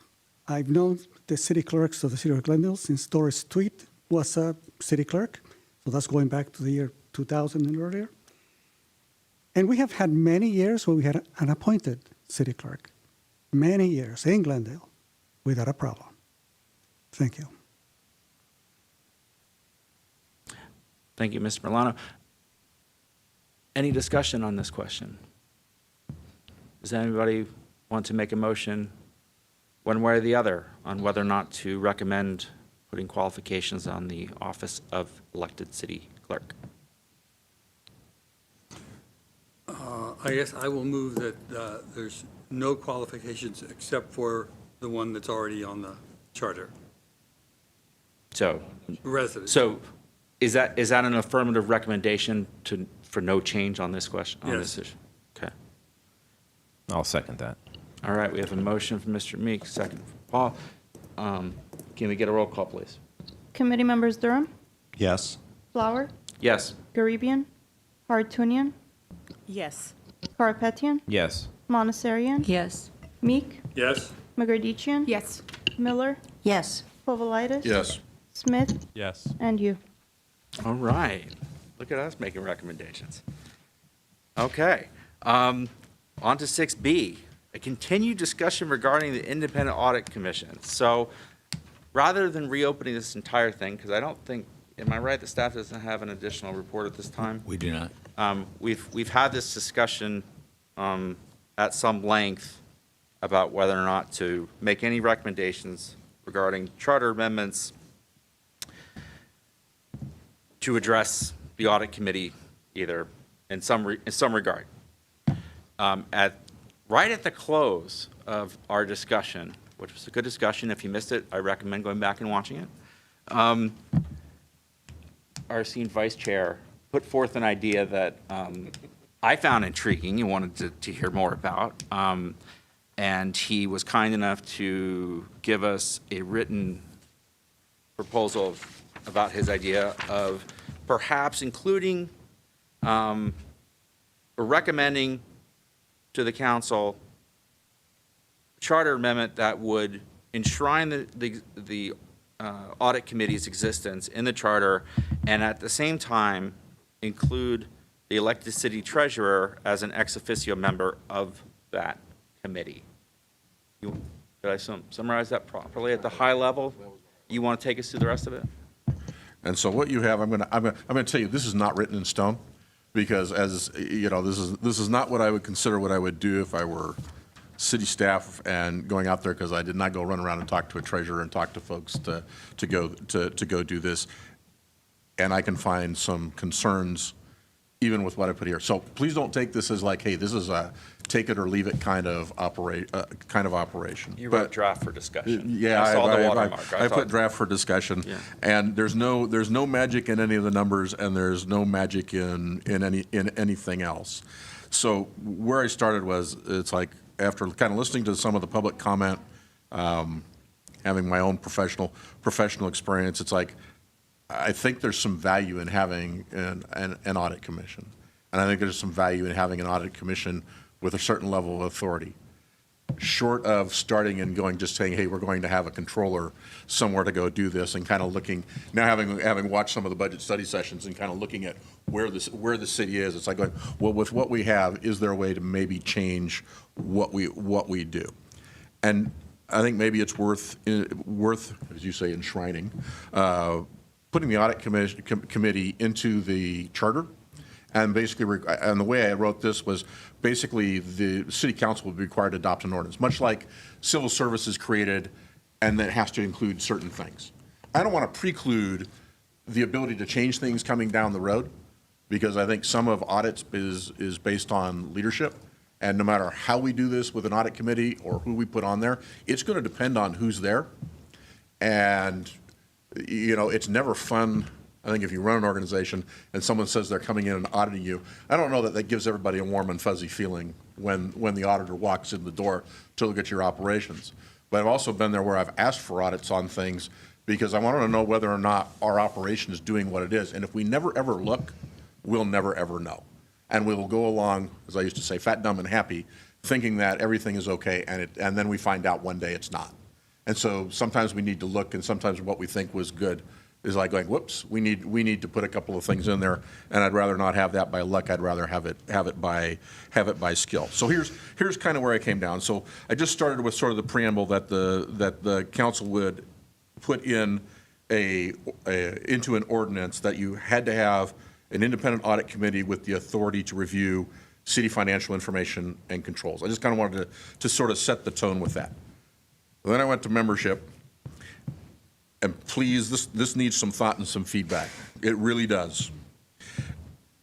I landed on the number 7, but there's no magic to number 7. I had 9 in there, I had 5 in there, and I did a couple of different things. How many can we fit? And I kind of need maybe some sense from the smarter people around the table as to what might or might not work. So anyways, I started with 7, of which 4 would be appointed by council, 2 by the treasurer, and then the treasurer would be an ex officio member, and/or chair, depending where people come down. So I put that just in parentheses on the audit committee. Thought behind this is, if we're going to have an elected city treasurer, and somebody out there mentioned it, that might be a good place to sort of house the audit function. It's an independent person. It's not the city council. It becomes a shared responsibility to make sure that what we're doing in the city is appropriate. So council has the fiscal responsibility, council has the lawmaking and the policy setting thing. This would then put the treasurer kind of into the spot of potentially being the other person to go, hey, we need to be looking at some other things. Now I'm going to put my asterisk up. There's obviously one potential conflict of interest, and that's if you're auditing the investment portfolio. So that's why I said this is going to need some thought behind it, and more than that.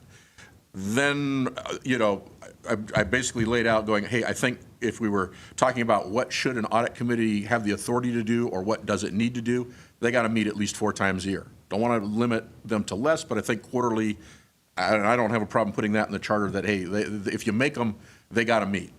I don't want to limit them, but I think there's got to be a minimum. That they would have, that their job would be to provide the oversight and review audits conducted by or on behalf of the city, so whether it's inside or outside. The authority to review city contracts and operations through the audit process. The authority to review city council the city's financial information and internal controls. Approving an annual audit work plan for subsequent approval by city council. Making recommendations for changes in policies and procedures based on their audits or their review of audits. Publishing a report of audits and findings and presenting that information to the city council at least annually, but that doesn't preclude them from doing more. Making recommendations of firms to conduct financial or other audits, and then having the assistance of city staff or other resources to assist in their oversight responsibilities in the annual work plan. And frankly, some of that comes out of the ordinance and just trying to put it into non-legal forms. When I look at, sorry. Yeah, I can't write like a lawyer. I almost asked ChatGPT to do that for me. And then kind of looking at council, it's like, as I said, I look at this, I think it's got to be a shared responsibility in how they do that. That they got to approve the annual work plan. So they ought to know what's being audited. But then I'm also kind of going, hey, if I want to make sure that if someone's going to change that work plan, then maybe it needs to be done by a supermajority vote. And if you're going to add something or take something off, you need to publicly write down why you're adding or taking something off. Again, with the thought of maybe putting a little sunshine on decisions, going, hey, we're auditing this, we're not auditing that. They need to provide the resources to accomplish the audits, as I said, and I do not want to put something into the charter that requires any kind of budgeting, so my thought was that the city council would then have to also certify that they have provided adequate resources, so I'm thinking staffing and funding to accomplish that audit plan, and then reviewing the recommendations of the audit committee. And so, as I said, I don't know that you all can tear this apart from here on out. It is not written in stone. It is just some thoughts on maybe how we share responsibility and have maybe an independent elected official that's not part of the policy setting body who might also be there to go, hey, we have an issue that we need to audit, and that the audit committee would either be a member or a chair or something like that. As to who appoints things, I was still thinking through whether or not, could it all be appointed by council? Could it all be, should it be split between the city treasurer? Should it be 5 people? Should it be 7 people? I was kind of leaving that out. And with that, I will drop it on the table for thoughts, or you can tear it up. And I almost tore it up this morning. All right. Let's start off. Carl, thank you. And stop being so humble. You did nice work. As I said, it's really here for discussion. Yeah. So let's start the discussion with just some questions. If people have questions either for Carl, for just where he was coming from with some of this, although I think he did a good job of describing it, or for the staff in terms of like how this might be implemented or anything like that. Alan's had his hand up patiently for the last 30 seconds. Carl, I'm just trying to distinguish. I mean, I kind of want to start at the beginning just for my own thought process. It's true, correct, that one of our boards and commissions is an audit committee of 5 positions that are appointed by city council. like our other boards and commissions, or most of them. So are we talking about scrapping that commission and replacing it with something different? I don't think so. I'm not trying to, because I mean, look, full disclosure, I mean, their presentation from the internal audit folks was wonderful. And then full disclosure, in my professional life, I have worked with the internal auditors, and I think they do a tremendous job. So what I was looking at was, I don't want to say scrapping it, maybe potentially adjusting it slightly, because when I look at the ordinance, I think most of those functions are there. What it doesn't have is, as I said, where probably the tweak would be potentially allowing a treasurer to appoint a member or two, and or making the treasurer an ex officio member, the elected treasurer, an ex officio member of that committee to put and basically, I was almost thinking chair in order to be able to move that audit a little bit outside of normal city staff. Okay. It just seemed like a lot of items in 2 are sort of already there. I was trying to focus more on changes to the status quo. I mean, trying to identify specific changes to the status quo, because a lot of these things in 2, when I look at audit committee meetings, they're already doing a lot of this stuff. No, and I think you're correct. They are doing a lot of this stuff. So what I'm looking at is changing this a little bit from being solely ordinance and solely council-driven to moving it to the charter, kind of keeping what I think are the good things in the ordinance and making sure that those don't change. And I think I added a couple of things in terms of, making sure that that audit committee has the authority to review contracts and procedures. So if the audit committee wants to look at something, they can make that decision, if that Right. makes sense. And it's, as I said, fully knowing that it's like, hey, in order to do this, you need support and all of that. And I don't want the city council completely in the dark as to what's being audited. But once it's appointed, that it has a level of, maybe a little bit level of greater independence than it has now. So Yes, its direct because- line isn't through staff to a city council. It also involves the city treasurer, who can then also, if you will, if necessary, wave a red flag and say, hey, we have an issue. Because am I correct that it would give them a little more independence, because currently the head of internal audit develops the audit plan in conjunction with the committee, but they don't, I haven't seen them say we want this particular contract audited. They basically kind of rubber stamp the internal audit plan for the year. And I think where I'm trying to get with this is to make sure that whatever language that we might come up with, it gives the audit committee a little bit more independence to be able to potentially do that, to say, hey, I have an interest, one of the members has an interest, the treasurer has an interest, they've seen something within there, they're going, hey, we need to audit this, and that they can then make a modification or request something into the plan that they think ought to be audited. Yes, thank you. All right. Further questions? Yeah, mine is a question, but I also kind of want everyone's thoughts. Can it ever be as independent as possible, and what would those options be? If this is as close or a little bit different than what, I don't know, what would the law allow, or how it could possibly be? Yeah, I mean, theoretically, Yeah. I think That's it an could- elected controller. Yeah, it could be there. I didn't start there, but it could be we add another position to the city, and it's an independent controller, and then they do the auditing. Because otherwise you're electing 5. Yeah, I mean, it's kind of like going, okay, Yeah. I said, yeah, otherwise you're literally, you have to elect the entire committee. And so I don't know that that's particularly necessarily practical or how we want to move that forward. I was just looking within sort of the framework that we have, can we make what we have a little better, a little bit more independent? course, and I do I mean, appreciate even I think from a controller or an auditor, it's like generally their, if you will, power comes from the ability to shine light on something. and to make something, to say, hey, here are the issues, and we put them out. My other world looks at things like NTSB and FAA. The NTSB will do investigations and make recommendations. Ultimately, the FAA has to decide whether they can do it, because I can see situations where an auditor could recommend something, and I think Mr. Taktalian pointed it out. There are sometimes those audit conditions they stay open for an awfully long time because it might be, we got to change a computer system. And that is not, and if it's a major system that touches everything, that may not be something that is fiscally possible at that point in time. And so you just have to deal with what you have at that point.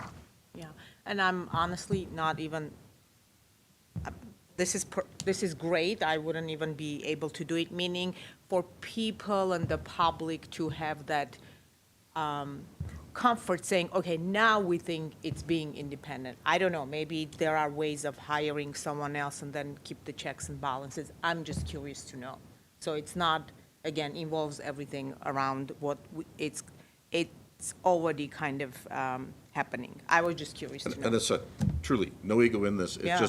I just put some thoughts on paper. As I said, I can see some downsides to what's here also. So as I said, there's smarter people than me around this table, so at least it gives us a place to start. Sure, yeah, thank you. Any more questions for staff about how this might work?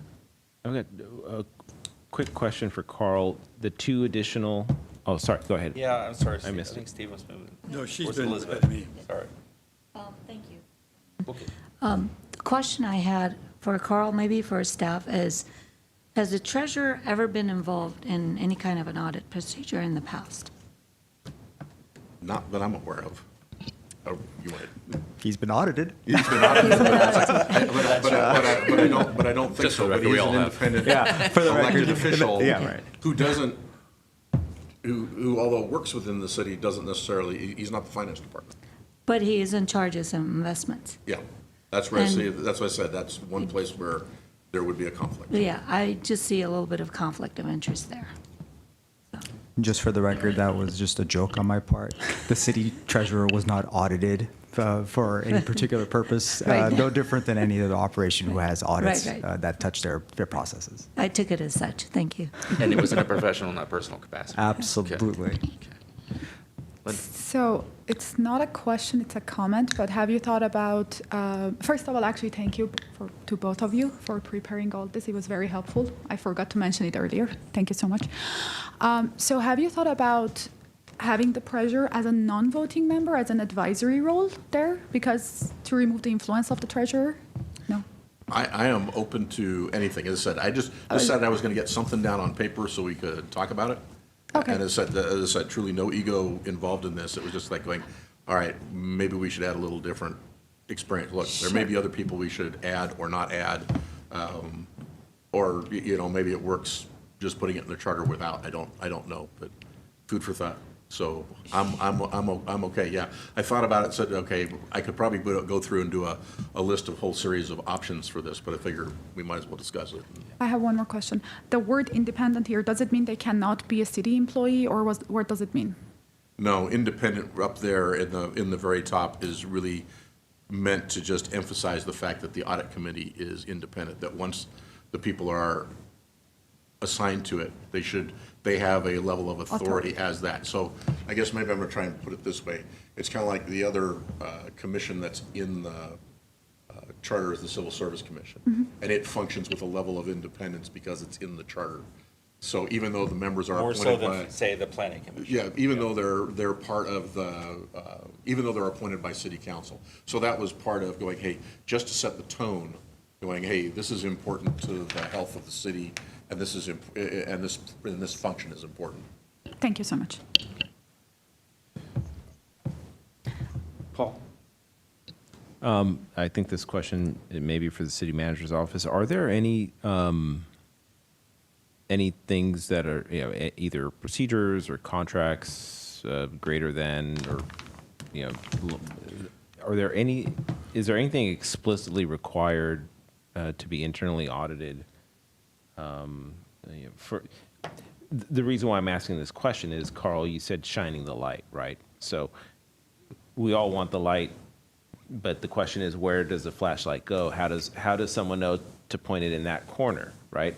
And one way is it's a big contract, or it's it involves certain parties, or perhaps there's a whistleblower or someone actually brings to light, hey, you need to look in this corner. So is there anything like that requires an audit to be done? So if someone, for example, again, a whistleblower or somebody says, hey, you need to audit this contract, how is that handled? Are there any required audits?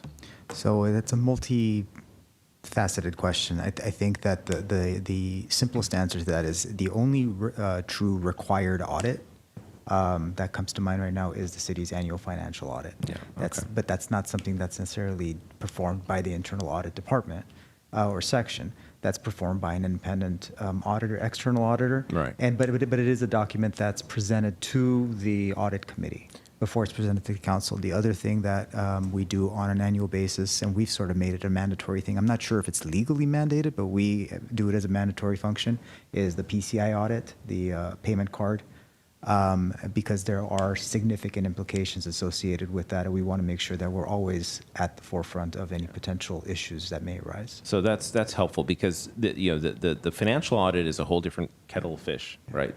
I'm really focused right now on the internal audit function. I wasn't here at the last meeting. My takeaway from that meeting was we just don't have enough auditors actually doing the work, either internal or external. We have none external, right? They're you don't have an external party doing internal audits. Correct. So we just don't have enough internal auditing being done. And I was shocked to have one person here just saying, I'm like, she's holding her finger in the dike, basically, holding the water back. And I think this is a step in the right direction, and I appreciate Carl for putting this together. And I'd like to, it should be in the charter. There should be something an affirmative obligation to have meaningful audits, properly staffed, independent. And I'll take it even further. There should be some mechanism. I don't know what it is. I got to think about it. But if someone, in City Hall says, look, you really need to look at this contract, and they find a way to get the internal auditor's attention, and it's a legitimate whistleblower or point being made, there should be an obligation to audit that, and there should be a mechanism where that is brought to the audit committee and to the public after it's been investigated. So I was just watching that video from the last meeting. There's one person in this whole department doing internal audits. It's kind of crazy. And so hopefully we can put this in the charter and make sure it's properly staffed. We're kind of moving into deliberation. Can I comment? I haven't commented once. More of a question or comment? Well, we're It's gonna a do question what- and a comment, and it's a with the question for question. Carl. So fairness to all of you, I'm on the audit commission, and, or letting people know in transparency. Carl, the thing that I want to go back to the statement you just made 2 statements ago about what sounded like the problem statement, which is you want something like the civil service from all this discussion that took place. Remember, I wasn't here in May, but I watched it. From all this discussion that took place, we want some language that there's independent, that it must be done, which I can get behind you on that. And almost some of the language Mr. Karapetian did, I can get behind that. What he did there. Everything else, this is super helpful, but I don't think any of it's necessary for a charter. Like, I think in 3 sentences, if the statement we're trying to do is the independent, it must be done, it's outside of council, I can totally get behind you and move to that. The comment is, so many of these things are what is in the audit commission, to Mr. Durham's point. And I guess what I would ask Mr. Takhtalian is, anybody that's on that audit commission can ask for a contract review outside of what is presented to that audit commission, correct? Like, the city can say, these are the 6 things we want to look at, and someone on that audit commission can do that. Now, I recognize historically they haven't. We're a newer group that's, we've gotten a lot of public feedback to do that. Those are all separate from what's happening, but to the point of, can this be done? It can be done. That's a function of the audit commission, right? Absolutely. Okay. It can be done. It is something, before we take the final work plan to the city council, it does have to get presented to the audit committee, and and then it goes to the council. So at that point, when it's being presented to the audit committee, is an opportunity to say, what about this? The other part is, we talk about whistleblowers or the need to perhaps identify or dedicate resources towards an audit or a review of some sort mid-year. We have a couple of avenues to go down that path as well. Either we amend the work plan that was approved by the city council, or we have the potential to outsource that audit to an external firm. We have done that in the past when certain conditions warranted it.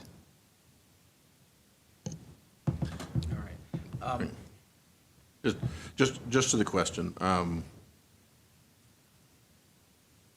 kind of looked at civil service, which the charter provides certain guidance and guardrails, because the rest of it is by ordinance for the city. And so the thought was setting up that as certain things need to be in the charter to make sure they do not ever leave an ordinance because somebody wants to modify something there. So that's some of the thought process behind it, a little bit of detail into the charter, not the specifics, but the certain areas that would need to be covered. And then it said, it's kind of like the thought of going, hey, I don't really want to put in there that someone has to fund something, because I think Paul makes a good point that there's not a lot of people doing internal audit right now, but I think then council needs to certify that going, hey, this is the work plan, and we're saying publicly and in writing that there are sufficient resources in the city to do this audit. So I think it needs a little bit more than just 3 sentences of you have to have an audit committee. Now, look, again, whether all of these, I just try to get some of what I think are the more salient points to go in there, and not then try to, if you will, micromanage the rest of it from the way out. So that's kind of the thought process behind it. I agree with I agree. And as I said, Right. it's open to change. As I said, there's smarter people My around the table. comment is I agree with your thought process. I guess what I'm trying to get, and I didn't really give wording that I'm committed to. I agree with your thought process. That's the overarching thing about it being in the charter. I guess what I'm trying to understand is what would those items look like? Because this is a little bit too prescriptive. This is perfect, and I think you should give it to the audit commission, really, frankly. I just don't know if it belongs in the charter, which I've been consistent on that. So I think we're primed for discussion, and I would like to, before we get into that, let the public weigh in. Is there anybody? Chair, we have 2 cards, but I do want to note that Beth Brooks is no longer in the room. All So right. we have 1 card, All right. Herbert Milano. Ms. Milano? Oh, 2 minutes? With all due respect, Chair, I would like to have 5. I put hundreds of hours of work in the proposal I put up, more than anyone here in this room, but perhaps other than the Assistant City Manager has put as much effort, presence into this issue. I would like to have 5 minutes. Any objections from the committee? All right. No. You can have another 4, because we're already in the first minute. Thank you very much. If there is any one thing that this commission or committee can do, is to increase the level of prevention of any potential corruption that may happen in the future. If there is one institution that needs to be strong, this is the institution that we must put in place. The current committee system that we have is not a commission, it's a committee where the individual members are selected or approved by the city council members. For 6 years, the chair of that committee was the campaign manager of one of the council members, who at one point in time he was mayor, 2 times. During one particular instance, back in 2012, that same person was asking for the names of the individuals who were whistleblowers. Fortunately for the city attorney, they prevented it. This is a significant problem when you have 62 contracts, where 59 of them were never audited. We have hundreds of millions of dollars not being audited, where you had the attrition of the audit committee, of the audit function, go from 6 down to 1. Year after year, attrition after attrition, never replaced. I've attended these meetings, and all of the committee members have appeared and they talk as if they had no power whatsoever. They are rubber stamp. They never initiate anything. They allow only 4 meetings a year for a city of $1 billion in appropriations. How on God's earth can you allow that? But there is resistance. I'm making a suggestion that you move to table this item and read the document that I prepared. I put hundreds of hours of careful effort to identify what other entities are using and how they're using it to prevent corruption. Corruption is the one most negative thing that a city can have anywhere. It is your job to try to prevent it. We cannot prevent the people who get elected, but we can create the structure so that if they get elected, they have controls. I also put in there the reasons why I didn't want Mr. Pavlidis in this committee and as chair. Because he's an insider, he's part of the system. And he's basically proposing the status quo. What do we have? Put it in the charter, except for a couple of minor items for the city treasurer to be involved. But for the rest of it, that's the status quo. For the city council members to elect the appointed individuals who are going to oversee what they are approving. I can come here and talk to you for an hour, 2 hours, going through the history of all of the deficiencies that I've seen, that I studied. I put the effort. And I would like for you to take the effort to read over this document and try to invalidate it. Test me on it, question me on it. We have the city finance director here. We have the city finance manager here. I'm not going to put in these documents information that is false. And if I am incorrect on any one of them, tell me. But I'm telling you, putting the status quo into the charter is the wrong thing to do. This city needs an absolutely strong, independent, fully capable of selecting, we want that contract audited. Oh, we have that development for $200 million, we want to audit that. You had a lawsuit against a particular developer, bring back that document, because right now you cannot do that. The city council will not allow you. So it's contract change order after change order and nobody challenging it. That's what we have. One thing that you got to do is strengthen the city's approach to making sure that there is no corruption. Work on that. This is difficult for you to accept because you know many of these people individually. Allow yourself the chance to read this. Table it. Thank you, Mr. Milano. All right. Time for further discussion. Does anybody have any thoughts on whether or not we want to move forward with any sort of recommendation regarding audit function or audit committee vis-a-vis the charter? Our audit committee, as it stands now in our charter, is it allowed to pick and choose what it wants to audit? It has the ability to make recommendations to the audit to add to the work plan, and the work plan ultimately gets approved by the city council. But just a correction, it's not in our charter. Correct. It's not in our charter. Oh, okay. The audit committee was established by ordinance. There's literally nothing in the charter about an audit committee. Okay. So basically, our city work plan is what tells the audit committee at present what to audit. No. No. No? As it was presented at the last meeting, each year the city performs a risk assessment, and we went through a very lengthy discussion and explanation of what the risk assessment tool looked like. Based on the results of the risk assessment, certain areas of concern rise to the top, and we take those concern areas, the areas where we have the greatest risk, and we develop a proposed work plan of the list of audits that we want to conduct for the following 12 months. We take that proposed work plan to the audit committee. We explain to them what it is, what the plan is.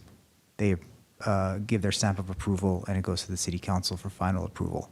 That becomes the final list of audits that we will focus on for the following 12 months.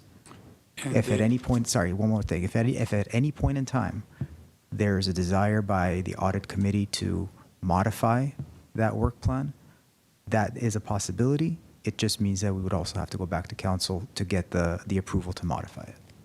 Okay. And in that work plan, are they auditing specific projects or just departments? Projects or contracts, it could be a list of things, but there is no such thing as auditing a department. I think, as I stated at the last meeting, you have to have some specificity in terms of what you're auditing. Yeah. Otherwise, it's a never-ending, I mean, it's a ball of yarn. You just keep chasing things. And even, in fact, even in the audits that we choose, like the fire department audit that I believe our auditor, senior auditor was mentioning, what started off as something we thought was going to be a very structured, kind of focused audit has evolved into something far greater, because when you touch one area, you realize there's a connection to another and another and another. So it does have the ability to, or the potential to kind of snowball at times.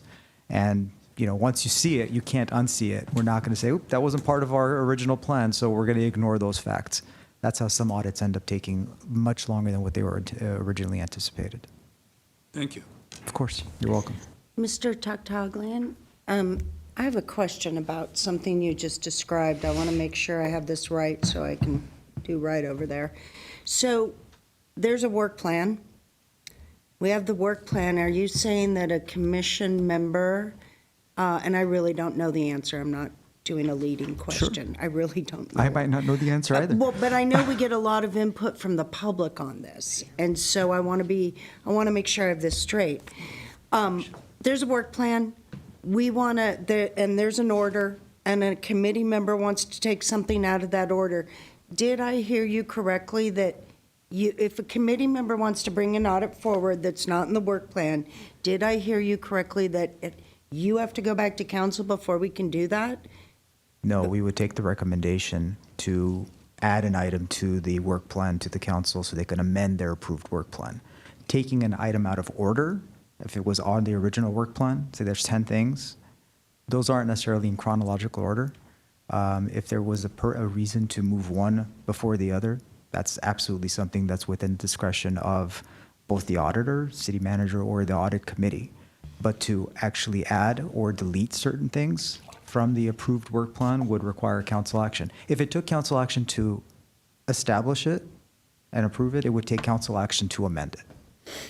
And on that same thing, then, back to what you were speaking about, Carl Povolitis, about what the civil service does. If we wanted language in the charter which gave more independence around, not specifically all the duties, but gave independence outside of council for something to be audited, is that what you were proposing? That is part of at least the attempt here to do that, is that the audit committee should feel the independence, that if there is something that they want on the work plan, that they can get it on the work plan. And look, I kind of figured we aren't going to get anywhere unless somebody puts something down on paper, so I'm putting something down on paper to get us going. I don't think we're going to make a decision on this tonight, but I'm hoping it gives some people some thought. If it's not strong enough, then we need to talk about where the independence or the strength needs to go. But we got to start. If we're interested in going down this path, we got to start somewhere. Elizabeth. Yeah, I haven't heard enough evidence that we can finalize something tonight, just like Carl said. Yeah. Even I would tell you that. Yeah.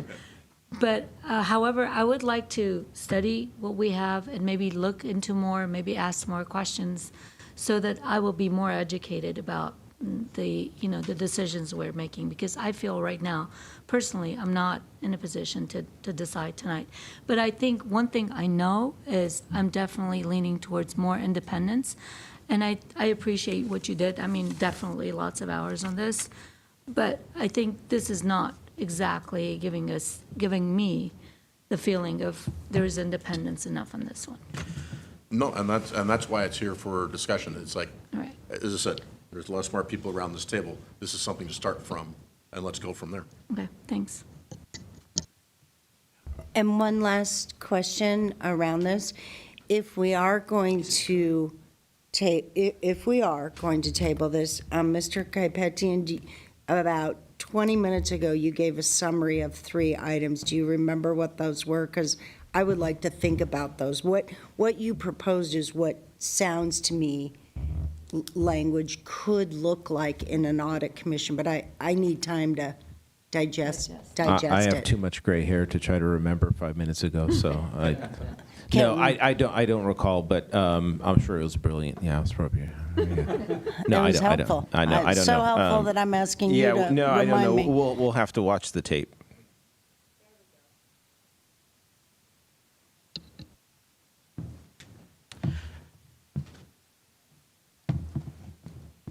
So the assistant city manager has an idea. Before we get to it, I just want to comment on something we keep seeing. And I think it's an important concept, but I want to focus our conversation on grounding it. And that's this idea of independence in the auditing function. What does that mean? We say we want them to be independent. Yes. You don't want them to be directly, controlled by the people that they're, or whose work they're auditing. But are we talking about electing more people? So how do we achieve independence? I don't have an answer, but you can never be completely independent without them having no oversight. You can't, or being elected to the position. Are we going to elect 5 people to an audit committee? I just think that's problematic. So I'm not saying I'm against the idea of any of this. It's a concept that keeps coming up. So I'm open to hearing, what do we mean by independent? That's all. I was thinking about this. That's why I asked the question from Mr. Pavlidis as well. So if we go with, based on what we have here, I would propose having 3 appointed by the council, 3 appointed by the treasurer, and the last person would be selected out of the resumes received by the 6 people who are appointed.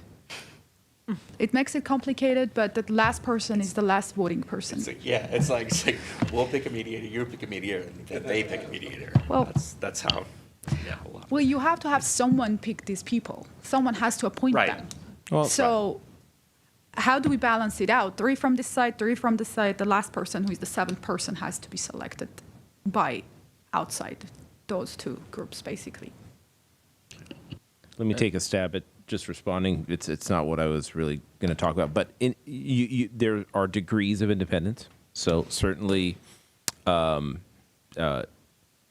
assuming the members are appointed, you can't get around that. That is, They had to be appointed by somebody. It's correct. So, but beyond that, perhaps a level of independence would be if a committee member wants a particular contract audited, they can make that motion, it can get approved, and it doesn't have to go to council to get ratified, right? The work plan could be, that's it, it's done, and the audit will commence. Another tangential level of independence is, if, so I'm thinking I'm just, I go just ahead. want to just articulate something that I think there's an independence of function, and then there's independence of appointment. So the idea that they don't have to get Correct. the decision to audit any particular Right. process, they don't need approval from the council. That's an independence of function. Right. We're talking about different degrees and different concepts of Right. independence within. This is what I wanted to talk about. Yeah, great. I heard you knocking. So, the other thing, I just lost my train of thought. Sorry.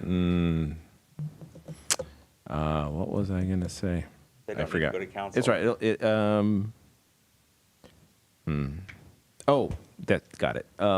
So I don't know how this would actually work. I'm thinking on the fly here, but I'm going back to, we have 3 positions, but there's only one person there. Not much audit is going to happen, regardless of whatever level of independence there is. So could there be an affirmative obligation that there has to be a warm body in that qualified person doing the work at any given time? I don't know how that. I can hear the jeering from the people who actually have to implement it, but how do we avoid essentially flying blind, right? Where you're spending a ton of money and nobody's looking at it, or you have processes that may be outdated and you don't have personnel to review them, or you have complaints that come in.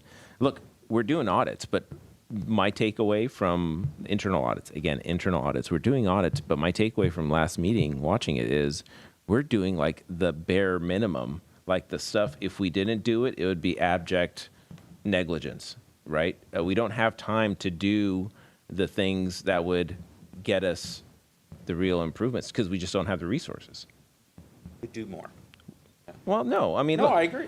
PCI audits, you have to do those. You have to make sure that your credit card machines are processing and reconciling accurately. But besides that, you should have resources to look at construction contracts or, how are vehicles maintained or there should be resources to look at that spend and make sure it's being spent, well. Elizabeth? Okay, Alan? Mr. Toktaglian, what is there's probably not a process, but how does the city handle, say there are other departments that are severely or chronically understaffed, that they really can't fulfill their function? I mean, what kind of urgency is there to try to get the staffing up to par? That's sort of an open-ended question. So, I mean, I can give you the practical and I can give you the legal. And I think from a legal perspective, there's state statutes that require us to provide the associations and the city council, the associations an opportunity to know how many vacancies exist within their ranks, how long those positions have been open, and give them an opportunity to provide feedback. Then we have an obligation to annually report that to the city council. It's something we do during the budget process.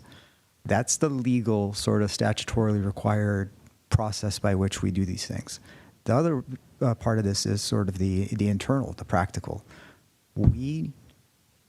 There is a goal internally to fill vacant positions as quickly as we possibly can, especially today, after years and years and years of budget reductions and cuts in staffing, with the same expectations that we deliver the same services we always did. We can't do the same with less. So as soon as that occurs, a vacancy occurs, our goal is to move forward in a strategic fashion to fill those positions. In fact, there's cases where we know there's an impending retirement. We will not wait until that position becomes vacant. There is a process where we approve what's considered an overhire to bring at least get the recruitment started and or bring somebody in for that knowledge transfer to occur over a very short period of time. And then when the retiring person leaves, the overhired position essentially fills that role. I'm not so sure that I answered your specific question, but the urgency, I think the question was, is there urgency and how do you fill it? There is an urgency. We try to fill it as quickly as possible, but I wouldn't be 100% honest if I didn't say there has been areas of the organization that have strategically been, where filling vacancies has strategically been held vacant for a period of time for budgetary reasons. Could I ask a follow-up? Late fallow. Yeah. Mr. Tucktown, could I ask a follow-up? So there's currently 2 positions in this internal audit department that are not filled right now. As of about four months ago, we ended up with 2 vacant positions and 1 filled. That the function itself has a total of 3 allocated positions, and has had 4 allocated positions prior to that. A couple of years ago, due to the budget situation, when we had a vacancy, one of the vacant positions was eliminated. The goal was to have a total of 3. We've had some issues with recruitment and retention. So I'm willing to take a stab at it that we probably need to have 6 people actually doing the work. Just, I don't need you to answer. This is just a theory, and it's based on nothing other than gut, so it could be completely wrong. But we currently have 3, down from 4 most recently.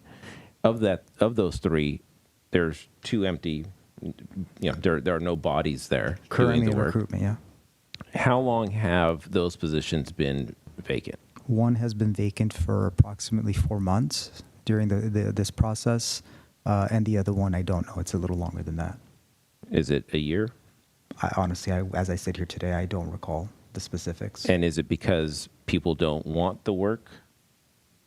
No, actually, it's not. Let me back up. The one position, of the 2 vacant positions, one was held vacant intentionally as part of last year's budget reduction strategies. The position wasn't eliminated, but it was held vacant as one of the ways that we were going to bridge the funding gap for that 1-year period. So it was a conscious decision. That was a conscious decision. Made by management.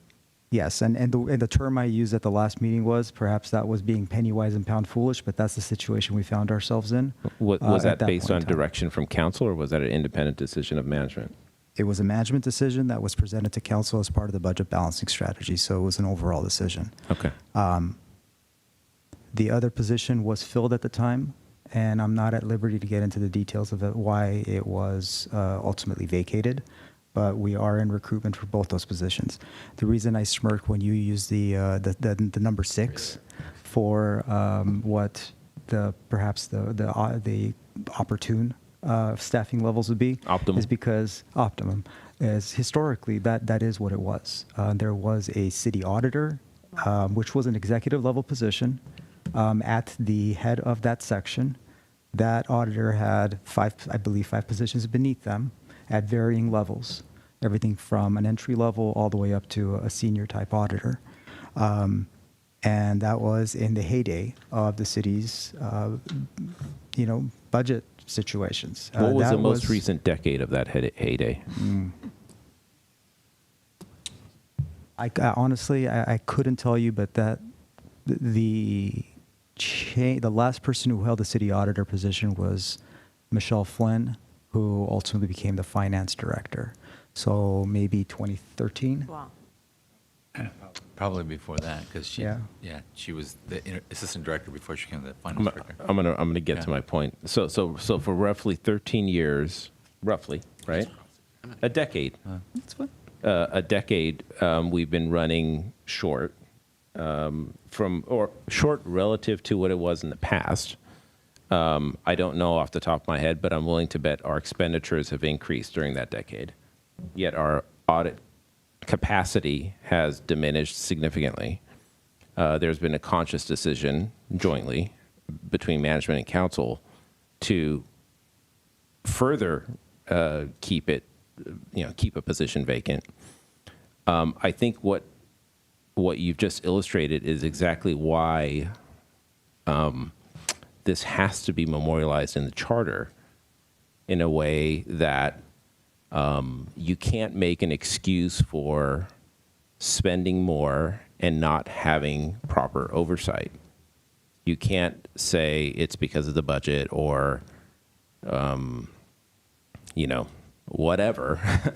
And I think Carl is headed in the right direction by putting this thing together, meaning at the very first threshold step, it has to be put into the charter where it can't be messed around with, where it can't be interpreted one way or another. It's very black and white.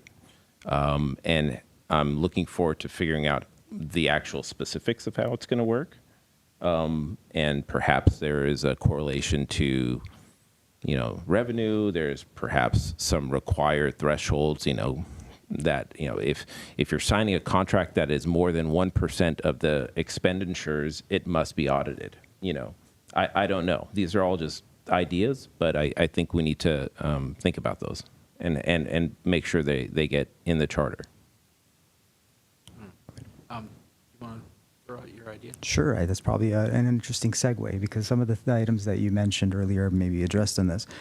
This is what I'm about to say is not a recommendation. It's not something that we've given any thought to. In fact, I kind of just started having a conversation with the city attorney here as different ideas were coming up, and I was hearing the different desires from the committee members. The one commonality amongst the group is the topic of independence, and then it's what is independence? What does that mean?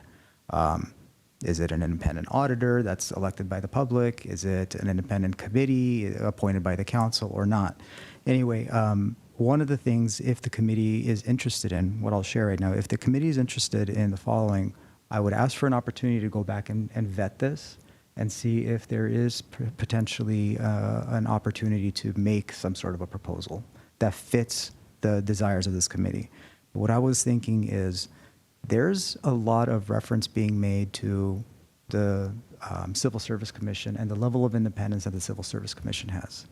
I don't think that there's been any debate that that is a independent commission.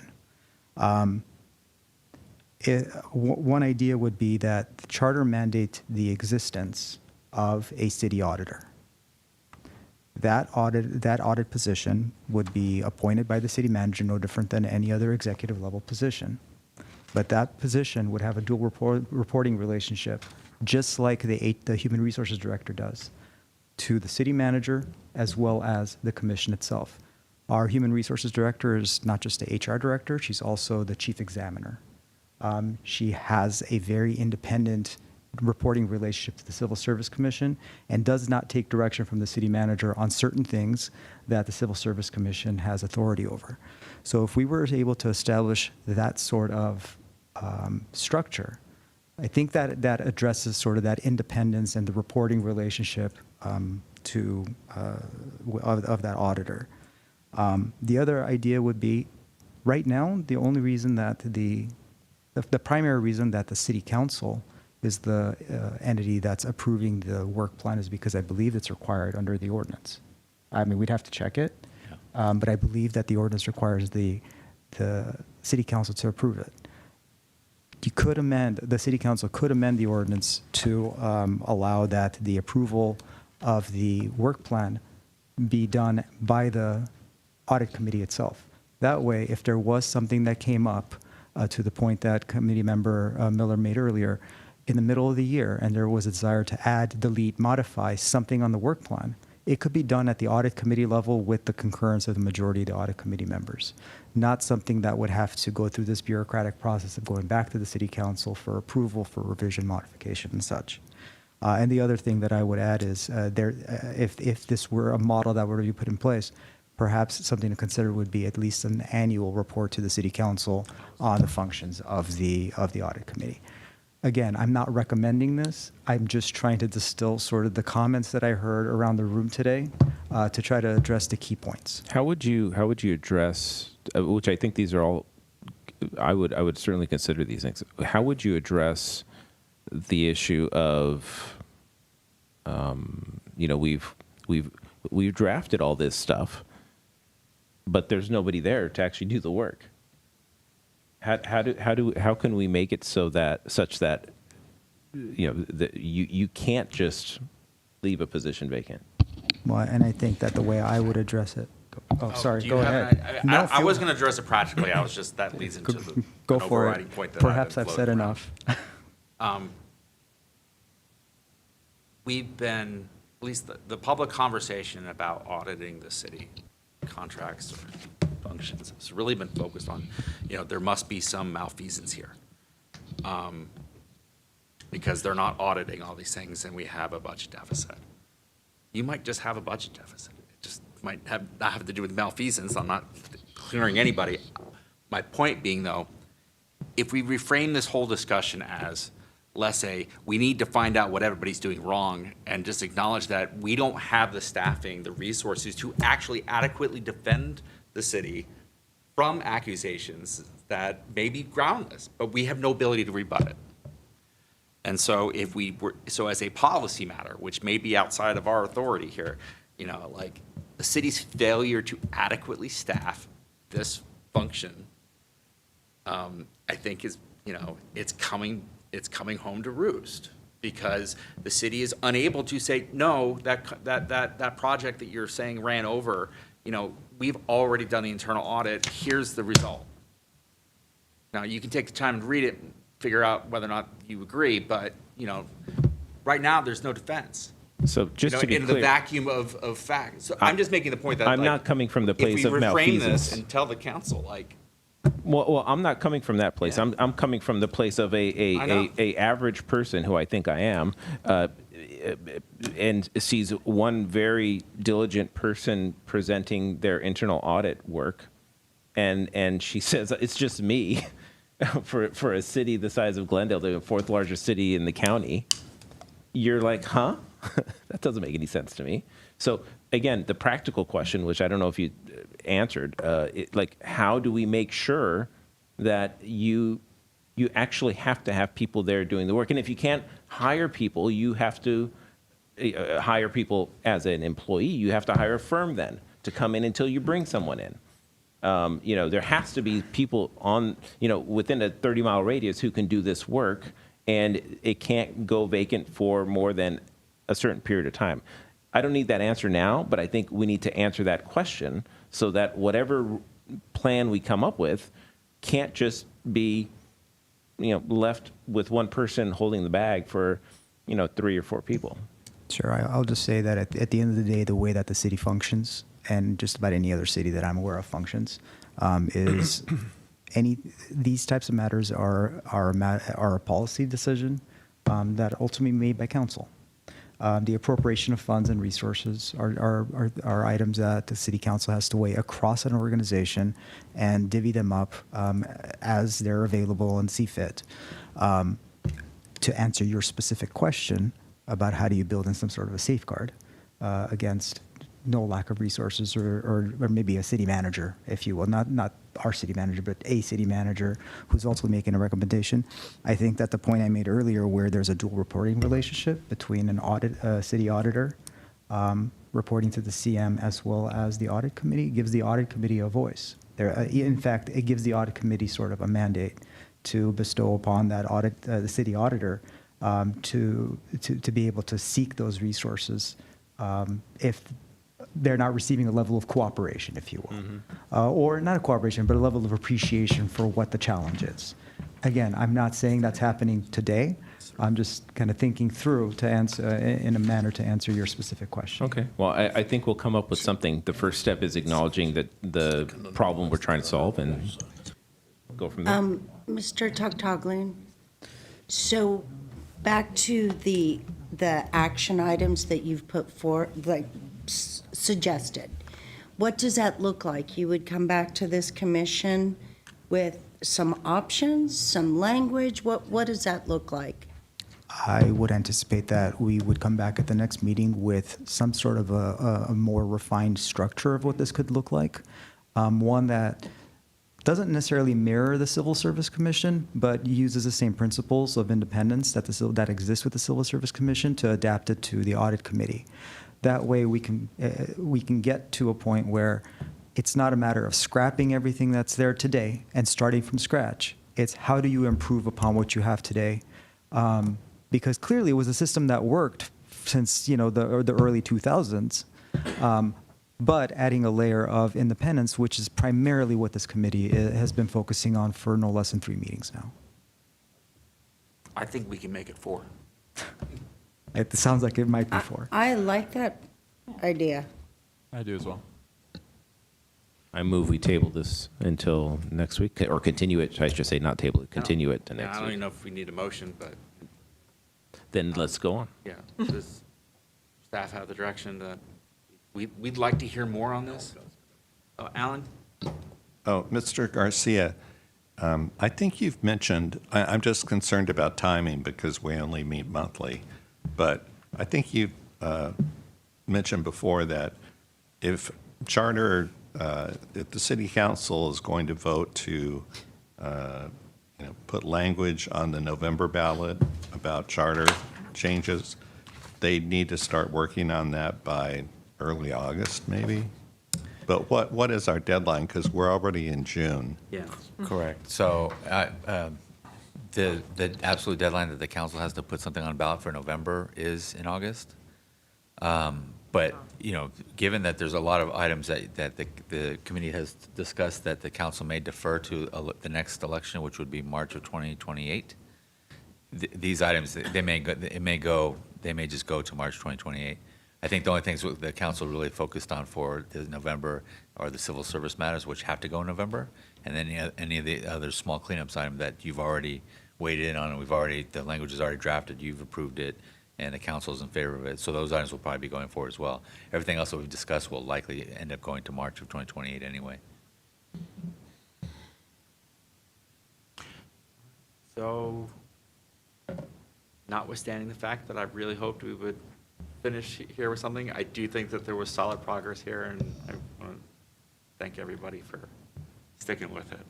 Brian, you look tired, but Can I ask one big question? Go I for don't it. want to open it all up, but sometimes when we're talking about, and I like this suggestion of an independent auditor, but we talk about independence and we go, well, the one thing would be if we voted on a controller. Like, would that be something we want to explore? Because that's like a distinct position for everything we're talking that's about. what LA just did.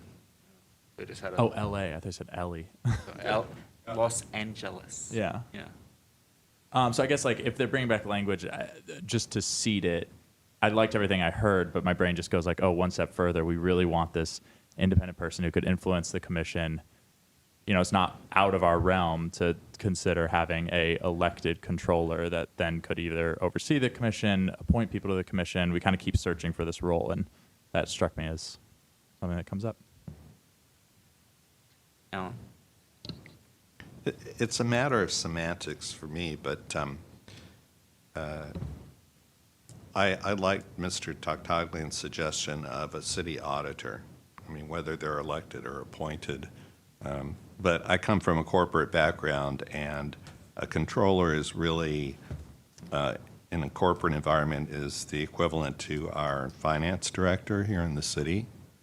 And the internal audit department would never report to a controller in a corporate environment because the controller is, preparing the financial statements and doing all the accounting.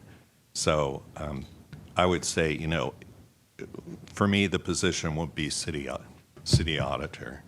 That's fine. Yeah, I used to think it was a comptroller. I guess the only thing is while we're considering it being this dual path of stuff, one, I don't know if they need to bring back language on it, but it being independently elected, I think, is also worth considering, since we seem to always be floating around that as the ultimate idea of independence.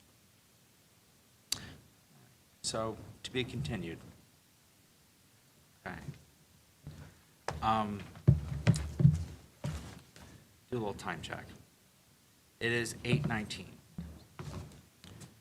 What is the appetite for moving on? I've misplaced my agenda. Let's see. So we have one last business item. It's review of charter language related to fund accounting and related finance cleanup. And the finance director has been very patient. I think that's why he's in the room tonight. So I think I'd like to extend him the courtesy of giving his input. However, 5 minutes break. We've been going at it for almost 3 hours. Call it 10 minutes, just to be honest. 5, okay.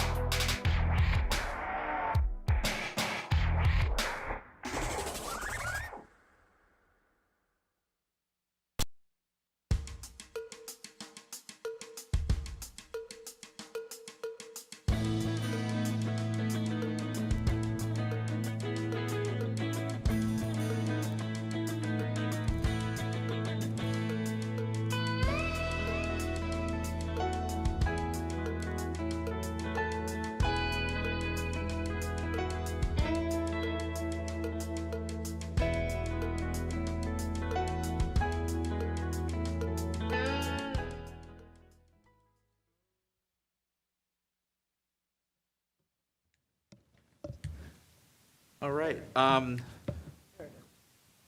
Charter Review Committees, called back to order. And we will now hear a staff report on item 6C, review of charter language related to fund accounting and related finance cleanup. Thank you, Chair Flower and members of the committee. I will try to briefly summarize kind of what the issue is. We view this as largely a cleanup to make our charter funds consistent with general accepted accounting principles. We've had a number of funds in our charter for decades that are in many respects outdated, not consistent with current accounting practices, and may actually make work for our finance department that otherwise we wouldn't have to do. If you just go to the next slide, because it's really just kind of the depiction, and you have a hard copy in front of you. So we have, just to give you a sense, the city actually has currently about 78, and it kind of varies over time, but we have 78 different funds through which we fund different types of operations within the city. There's enterprise, there's a general fund, there are special revenue funds for specific types of purposes. When we collect certain types of fees, we have to account for them in a separate pot from the general fund. And then we have enterprise funds related to the water and power utility. We have enterprise funds for our sewer utility and our refuge utility. But the charter speaks to these 10 specific funds. The first 4 on the top are all associated with the general fund. And then the 6 at the bottom are all related to water and power. And so in essence, and the actual language of these funds is on page 91 of the packet. Starting at page 91 of the packet can kind of give you a sense of what we were dealing with. And just to give you a little bit of background, we previously put forth to the voters a proposal to revise these funds to comply with generally accepted accounting principles, or GAAP, as I'll call it from time to time. And it was part of a series of charter amendments that all failed, including the one related to the changing the position of city treasurer from elected to appointed. And I believe that had that was a large reason why all those measures failed, because that particular one was unpopular. So in short, so some of these funds you'll see, like just to give you an example, the general budget, we have a general budget fund and we have a general reserve fund in the charter, but under current modern accounting for public agencies, you really maintain all these operations or all these funds in one fund called the general fund. Under our charter, after we take in all our revenue and pay all our expenses at the end of the year, we're required to then put the remainder into this general reserve fund. But under modern accounting, we basically have a general fund. You collect your revenue, you pay your expenses, you budget, obviously, before you do that. And then at the end of the fiscal year, there is what's called a fund balance, and that's your reserve. But we're specifically required under our chart to maintain these separately. There's some other funds that are just really outdated, we don't even really use anymore for any practical purpose. We have a general service fund, which is for, I actually got to look it up because it's related to lot cleaning, engineering, other incidental expenses in connection with street opening and improvement proceedings, purchase of general supplies. Again, those are all, if they're related to the general fund, then they're parked in the general fund. If they're related to the utilities, then they should be parked in those funds, and not again, some of these go back to the 40s, I believe, and so just really outdated. Going to the water and power side, these 2 depreciation funds, there's one for water and there's one for electric. It actually requires us to set aside certain funds that the city manager estimates are going to be necessary for capital improvements for the following fiscal year. Well, that's a capital fund. That's not a depreciation fund. Depreciation fund is you're basically accounting for how much your assets are going to depreciate in the next fiscal year. It's actually not funding. You are just accounting for how much you think your assets are going to depreciate over time.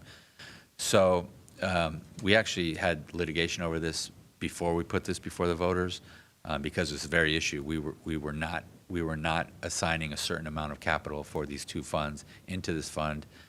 We tried to argue to the court that this was not something that you would do from an accounting perspective. The judge ruled against us, so we do, my understanding is we do now sort of account for that capital funding in this depreciation fund, but we also obviously have our own capital accounts for that as well. In addition, just like as I noted with we have a general budget fund and a general reserve fund in the charter. We also have we have the revenue fund and we have a surplus fund, the reserve funds, which are the general Glendale Water and Power Reserve Fund, which are basically surplus funds. And again, those are outdated. You're supposed to have one fund for each of these operations, and that's really it from an accounting perspective. And that's why Mr. Lang is here. He can kind of explain some of the challenges and that they encounter trying to comply with all these different charter requirements. And just to give you another example of how this doesn't comply with current accounting standards, currently when we at the end of the fiscal year with respect to our water and power funds, well, on the electric side, we collect our revenue, we pay our expenses. The charter requires us to put that money into the reserve fund, and then at the end of the year, we make a transfer, which is part of our budget, to the general fund from electric, which is allowed by law. We can't do it on the water side, but we do it on the electric side.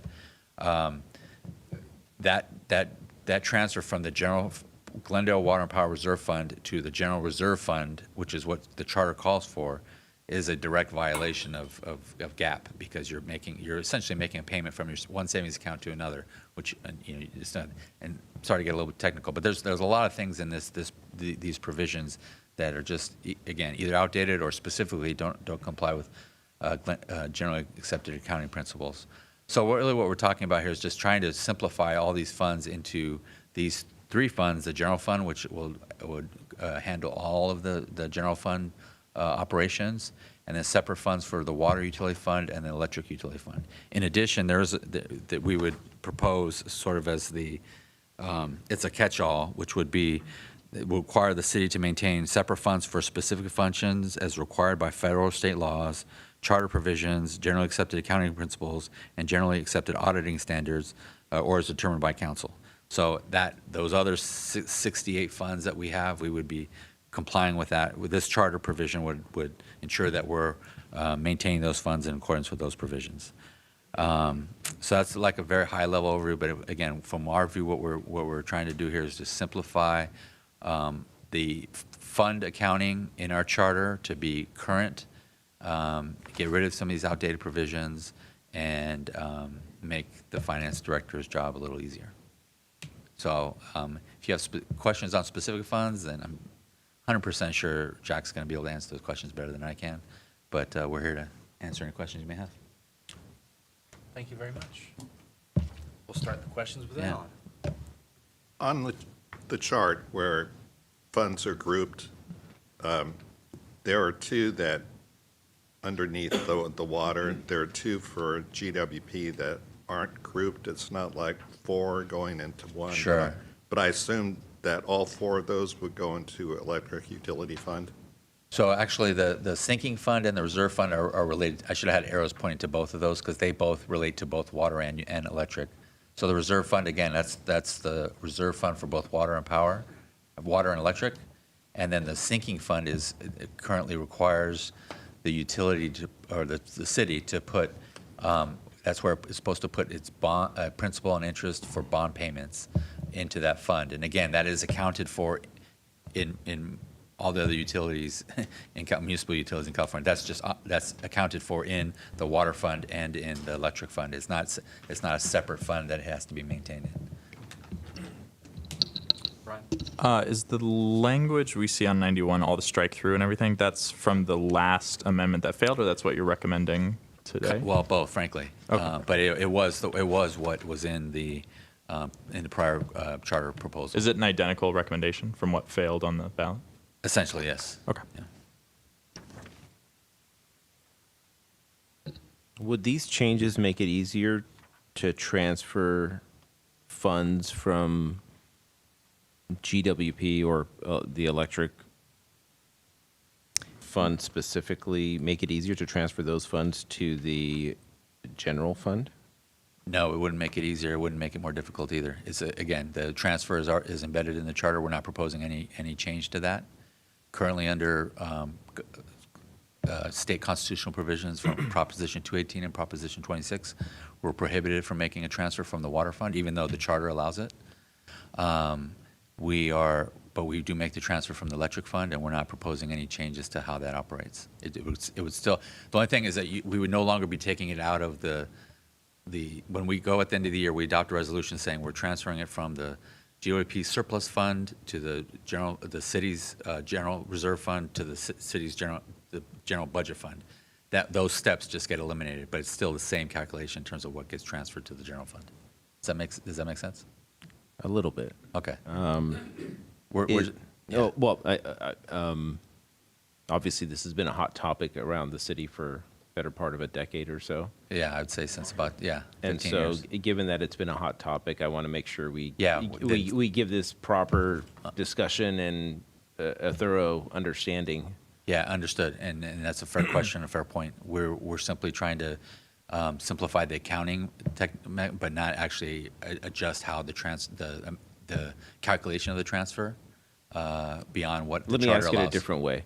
Are all of these changes purely formalities to make the chart of accounts align with GAAP, and there is no substantive change to how funds are accounted for or can be transferred or anything substantive like that? Well, I'll turn it over as Mr. Ling has. I mean, technically, there is some because change. I think for me, the substantive changes are the things that I would like to really Sure. understand. What problem are we trying to solve? I mean, Correct. we're all about substance. Right. here. So I would, because part of your question was, are we changing the way we count for these? And when we are, but it is really to make it consistent with GAAP. And I'll let Jack maybe can provide a. Yeah, if I understand the question correctly, yes, we will do our accounting slightly differently. Mostly it's procedural related. Because right now, because of the charter language, we have to kind of go through a couple extra steps to both meet the charter requirement as well as meet the GAAP requirement. This will just kind of align what GAAP requires us to do as well as what charter requires us to do, which brings more efficiency to the procedure. But as far as the substantiative policy decisions that's sitting behind these financial transactions, none of those gets changed. Okay, so someone who took some basic accounting, if instead of making 4 journal entries, you only need to make 2. Is that essentially what we're talking about That's here? basically, yes, that's a good summary of what we're trying to do and what we're trying to clean up here, as well as a language update. So as Mr. Garcia mentioned, that some of this language are no longer the more common language that's used under GAAP terms nowadays, so we're just updating some of those as well. And then could I just ask you, I think Mr. Garcia touched on this, the issue with the depreciation fund. I'd like to understand that a little bit more. Definitely ask him. Yeah, so Yeah. What was the issue and how is it being addressed, or is it even being addressed by this change? Absolutely. This is obviously only the third time I had to answer that question because it is a very confusing name in the operations today. Because what it looks like is it's a depreciation fund, and that's how it's described. But the reality, how it operates right now, is a capital project fund that actually hosts out of the budget for the capital project spending for our electric fund as well as a water fund. So we will propose some changes. And in addition, the charter actually specifically speaks to both of these funds with a set-aside feature that will actually accumulate funding for future repairs and replacement of our capital asset. And then it actually contradicts with the language in the surplus fund. I'm sure it wasn't intended, but it just kind of happened, that actually require any fund balance at the end of the year gets swept into the surplus fund, which defeats the purpose of a capital set aside. So we basically we are still setting aside of fund balances, but they're sitting in the surplus fund, which actually gets in the way of transparency because from a financial reporting perspective, you can't really see how much we set aside for capital, how much is actually the remaining fund balance that's on side. So if that provides a little more information of what we're trying to clean up. Let me just follow up on that. So in my mind, when I hear a depreciation fund, I'm depreciating some percentage of an asset in any given year. I'm accounting for that depreciation, and then I'm figuring out how much I will need to replenish, make allotment for replenishing that depreciated or replacing it in the future, assuming I want to replace it, otherwise it's just going to go to zero. So Correct. Does this change make it easier, clearer? Does it ensure that that process happens better? Could you just talk about that a little bit? Yeah, absolutely. As I mentioned, right now, the charter language doesn't allow us to put that set-aside fund in a separate, to keep it in a separate pot, because we have this requirement to sweep everything into the surplus fund. With the language change, we will be allowed to actually keep that separate. And in my mind, that actually makes the accounting and the transparency better, because that actually shows how much we have in that set-aside fund. Okay, thank you. Thank you. I could just point out one particular provision which may or may not be deemed substantive, but I just wanted to put it out there. Currently, under the charter says we make the transfer, the general fund transfer that you mentioned, at the end of the fiscal year. So we budget it. So right now we're going through budget season. The council is going to consider the budget on June 23rd. They're going to adopt it with the transfer. Under the charter, that it's budgeted, but the transfer is not made until the end of the fiscal year. So we're actually going to be adopting this year's transfer this year, or this month as well. The language did say that it could be done in accordance with the city's budget procedure. So it changed, so it would be done. And prior to us implementing it the way it was here, we were doing 1/12 of the transfer every month. I think that was the preference for the finance director at the time, to do it that way. It's probably not the end of the world if we leave that part of it the same if we wanted to. So if the committee thought and the council agrees to leave it that it still has to occur at the end of the fiscal year, probably not the end of the world. But I just wanted to point that out because some people felt like that should occur at the end of the year. And then the other thing is the language on the transfer adds the word gross to operating revenue, because there was an argument that was made many years ago when this issue came up in litigation, that because the money had to come out of the surplus fund, that meant it should be net. Now, we litigated that. The city won on that issue, meaning it's the gross number. So we put that in there just so that was consistent with the litigation. So I just wanted to point that as well. That's not intended as a change. That's just consistent with the case that resulted from the litigation in 2000. It's been a while, 16, 14, something like that. So just following up on that, in terms of the revenue that comes in from the electric side of the GWP, is there a restriction and is it addressed in this change in terms of what type of revenue, ratepayer versus otherwise, what type of revenue can be transferred? It is. Does it make a distinction between revenue? No, it just says operating revenue, which is typically the revenue that comes from rates, but it could be other revenue that the utility has. Okay. Okay, thanks. Other questions? And just to clarify, gross is what the calculation is based on now? Correct. And just so you know, you'll see it says 25%, but the city's current practice, except for 1 year when we were really bad financial shape, has been about 10%. 10.8. I thought it was, okay. Or if there's no more questions for the moment, I'm going to ask if anybody in the public wants to speak. Do we have any speakers? Yes, we have one speaker, Herbert Milano. Mr. Milano, the floor is yours for 3 minutes.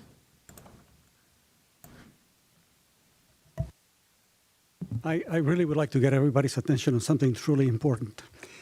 There is an essential fund in the city of London that is missing. It's really, really important for us to have that. You all understand what depreciation is, right? It's the loss in value because of the use of the assets. Ideally, when you combine the total amount of depreciation, it's there for a purpose, to give you an idea of how much money you need to put aside into a sinking fund or a capital improvement fund. And the city doesn't do that. And the reason why it doesn't do that is because they can take the money from the Glendale Water and Power and move it over to the general fund and not fund the capital assets that it needed. And they've been doing that for decades. So what has happened? We have nearly $800 million in bonds that were absolutely necessary. If the city had this particular capital replacement fund, where you put aside money every single year to try to replace that depreciation. If we had put that money into some type of income-generating activity, right, instruments, we would have had enough money with those earnings to have absolutely zero bonds, zero, no interest payments. And you well know that if you have $800 million in bonds, eventually the total amount of interest will be around $800 million. So that's $1.6 billion that we didn't need, because it gave the appearance that we had the money to put it into the general fund. And once you put it in there, I'm sorry to tell you, but police and fire got there said, we want that money in one way or another, for benefits, for pensions, for whatever, post-employment benefits. And we didn't have the money. And the same thing with regard to public works. We don't have a sinking fund to put into public works. So we absolutely need a capital replacement fund or capital improvement fund, just like the city of Sunnyvale, the city of Irvine, the city of Roseville, all of them in California. We need to put the money aside so that we don't have to go into this incredible amount of debt. Your debt per household today, by my calculations, including the deferred infrastructure needed, is around $40,000 per household. And it was $2,500 back in the year 2000. These are rough numbers, but it's the calculation based upon all of the money that was used by not putting money into sewers, the roads, sidewalks. This city has been consuming the assets every single year to the tunes of tens of millions of dollars, move it into the general fund, and it appears that we had the money. And so what do the employee union says? You're in balance, you have that money available, give it to us. So that transfer from the general, from the electric funds should have said net after you put money aside into a sinking fund. That's the absolute need of this city. Thank you very much. Thank you, Mr. Milano. No other colors. Thank you. Well, anybody have strong thoughts on this? It's getting late in the evening. I don't know whether or not people's silence is exhaustion or Both. satisfaction with the way in which the information has been presented, no questions, in which case I'll ask for a motion. How much, for Mr. Tuktalian, how much do we have to spend on roads, or actually, not roads, how much do we need to spend on electric infrastructure for the next 10 years? Is there an estimate?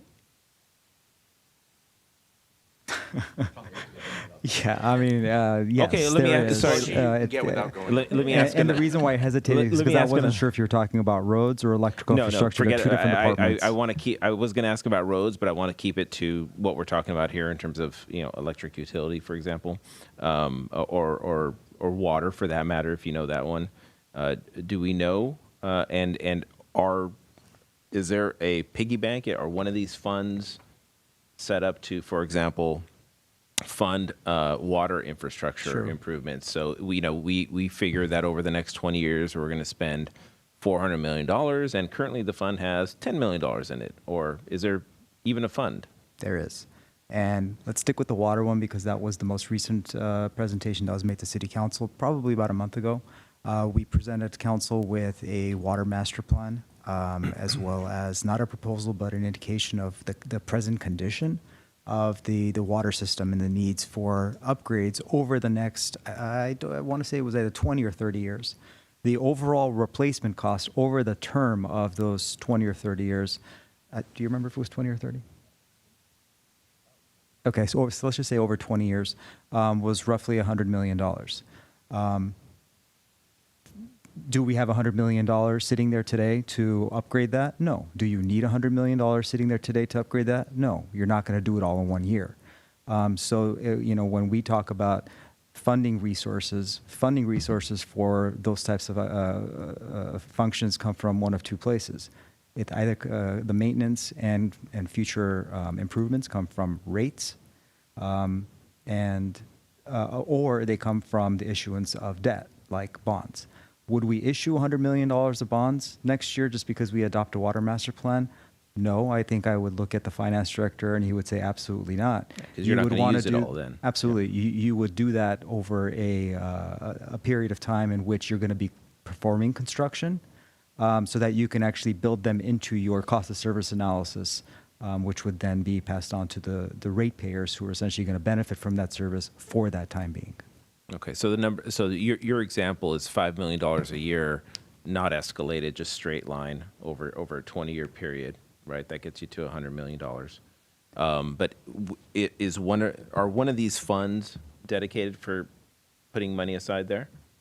I'm going to ask our finance director to get into the details of that. That's actually the topic I was speaking to just a moment ago. Is the depreciation fund, based on the charter language, has some notes in there that are meant for it to be a set-aside fund based on the depreciation of the asset. But I do want to, get a little bit accounting nerdy to think about this. If we just look at a depreciation, you think about a regular house today, and then we put away the depreciation, thinking that we're going to be able to replace it in 20 years. But the reality is, in 20 years, the price is no longer what we depreciated against for. That is why it's a very common occurrence when you see local governments across the nation, across the world actually, when they need to replace major infrastructures that are very, very costly but very, very critical to the community, they usually use a combination of fund that has been saved up by the governing body. And in addition, whatever gap that comes in, they actually go into and bond against some of those.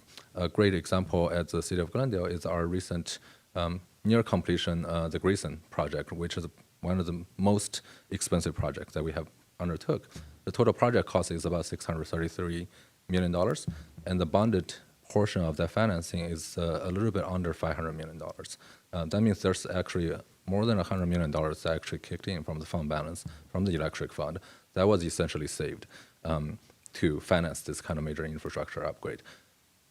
That basically proves my point earlier that it's not always obvious because we're actually hand-tied to put that in an entirely separate fund. It's actually just coming out of the fund balance.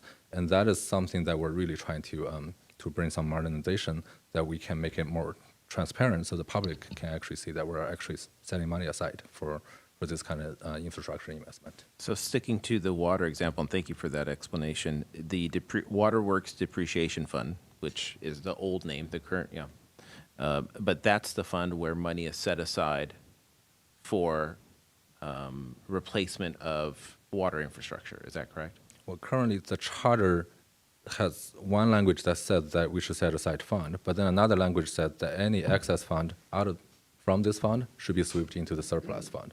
So following charter language, we're not able to keep a fund balance in here, but essentially we're still saving away money, but it's just kept in a different fund balance. It's swept into the surplus fund, you said? Correct. The chart is gone there. The surplus fund was it on this list of? It's the Glendale Water and Power Reserve Fund. I see, okay. So the money is there, it's just in that fund instead of the depreciation fund, which you're proposing to change the naming of it. Correct. And it's there in one pot, right? So we have our operational reserve, we have our bond covenants reserve, we have our capital set-aside reserve, everything is in one. But you don't have a discrete number for the infrastructure. Yes. Okay, I see. That's what we struggle with. All right, so this change would then allow us to see exactly how much is set aside for future infrastructure. So in this case, where we have a $5 million obligation for the next 20 years, this example that we're using, we could go into this fund after this proposed change and say, oh, there's $10 million in that fund right now, or there's $1 million, or there's nothing, or whatever, and then we can assess the potential need for debt financing in addition to whatever we've set aside. Correct. Okay, thank you. That's very helpful.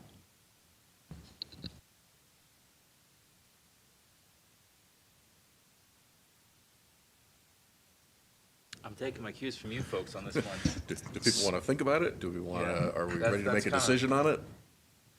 Again, I reiterate my question. Are we tired, or are we just fully in support of the proposal? I defer to the experts, and I don't have the expertise to know any different or to parse through it right now. It's a So little, it's difficult. it sounds very sensible. It sounds increased transparency. I'm very in favor of it. I know we've seen an image. I know we've seen this. Very helpful. Thank you to the city staff. And I know we have our agenda. Are you specifically asking us to look at language within this packet? Are you propose language? What is the specific ask of this committee? So I think what we're looking for now, if you're ready to delve into it, is just to, if you're okay with the concept and understand the concept and you're good with it, then we would bring this language back to you, maybe clean it up a little bit. Then you could look at it and say, we're comfortable with this and make any tweaks. So I think that's kind of the direction we need now. So here's We'll my, get a clean new document. Yeah, rather yeah, than sure. a review. Yeah, we can do that. Okay. yeah, so my suggestion would be to do just that. I think we're all at the end of the rope here tonight. Yeah, This is very thorough. Thank you. Let's bring it back, and I think we'll be able to make a decision at the next meeting. That's my suggestion. That's sufficient I'm direction. good. That is? Okay. All right. Well, we'll return to that in July. That takes us to reports-information. Other reports and/or information. No, sir. There will Okay. be none. Future agendas. Okay, so we know I do have one question. If you look at July, on. Yeah, we're gonna talk go about ahead. that. We're just The opening date? up the item. Great. Can I? So, future agendas. I had asked previously for some sort of, projection of where we were going in terms of how many more meetings and when those meetings might fall. As Denise, I think, was getting to, our next regular scheduled meeting would fall on the Thursday before the Friday, which is the observed 4th of July. Sure. Now, I, for one, am dedicated to self-governance and democracy, and so I think it's a fine way to celebrate the 4th. But I do realize that other people have family commitments that may take them out of town over a long weekend. So, We were going to suggest just moving that to a special meeting the week after. all right, so That's to the July extent that 2nd? July 9th? July anybody 9th. can look at a calendar, I'd request we keep it on the 4th. It's the committee. Sorry, The sorry, second. not the 4th, Second. the 2nd. And, Second. and then that way, people who are enjoying the 4th and maybe bleeding into next week don't have to worry about it, so. I suppose, my preference would be the 2nd, but I also am available on the 9th or the 16th. Thursdays are generally good for me. I move we keep it on the 2nd. Is that a problem for staff? Are there any objections to keeping it on the 2nd? I'm fine with the 2nd. Okay. Maybe we could grill hot dogs. Yeah. Fireworks. Okay. I'll bring the All right, cupcakes. so All right. I think we're all on board to come back on the 2nd. And then, so the items would be, obviously, this item we just discussed, the audit component, that We'll get the staff on that. An amazing proposal. And then there was some additional cleanup that we thought, we might not have time at the next meeting, but if we do, we'll add that as well. Just really basic cleanup that I think we've. It will be the eve of the 3-day weekend. No, I so understand. think we'll- Like I I don't said. think we want to go Well, we just do the 4 two hours items. That's again. fine. That's fine. Yeah. We'll just do the two items. All right. Thank you. All right. July 2nd. Sorry? July 2nd, we're going to keep that on calendar. So before we go, want to just remind everybody, Herman gave us this very nicely printed package to review. Perhaps we could take a look at that. I've only had a chance to briefly look at it where I'm specifically mentioned, and I want to thank Herman, who said he put hundreds of hours and colorful effort into this, and just point out that there's 2 facts in here about me that are just absolutely not true. So I won't go point by point, but I don't know what the Association of Los Angeles County Municipal Attorneys are, and I have not lived here for 20 years. I've lived here for 12 years. So perhaps we can get a corrected version in the next meeting. With that, if there's no objections, are we okay to adjourn? All right, Yes. thank you. Thank you.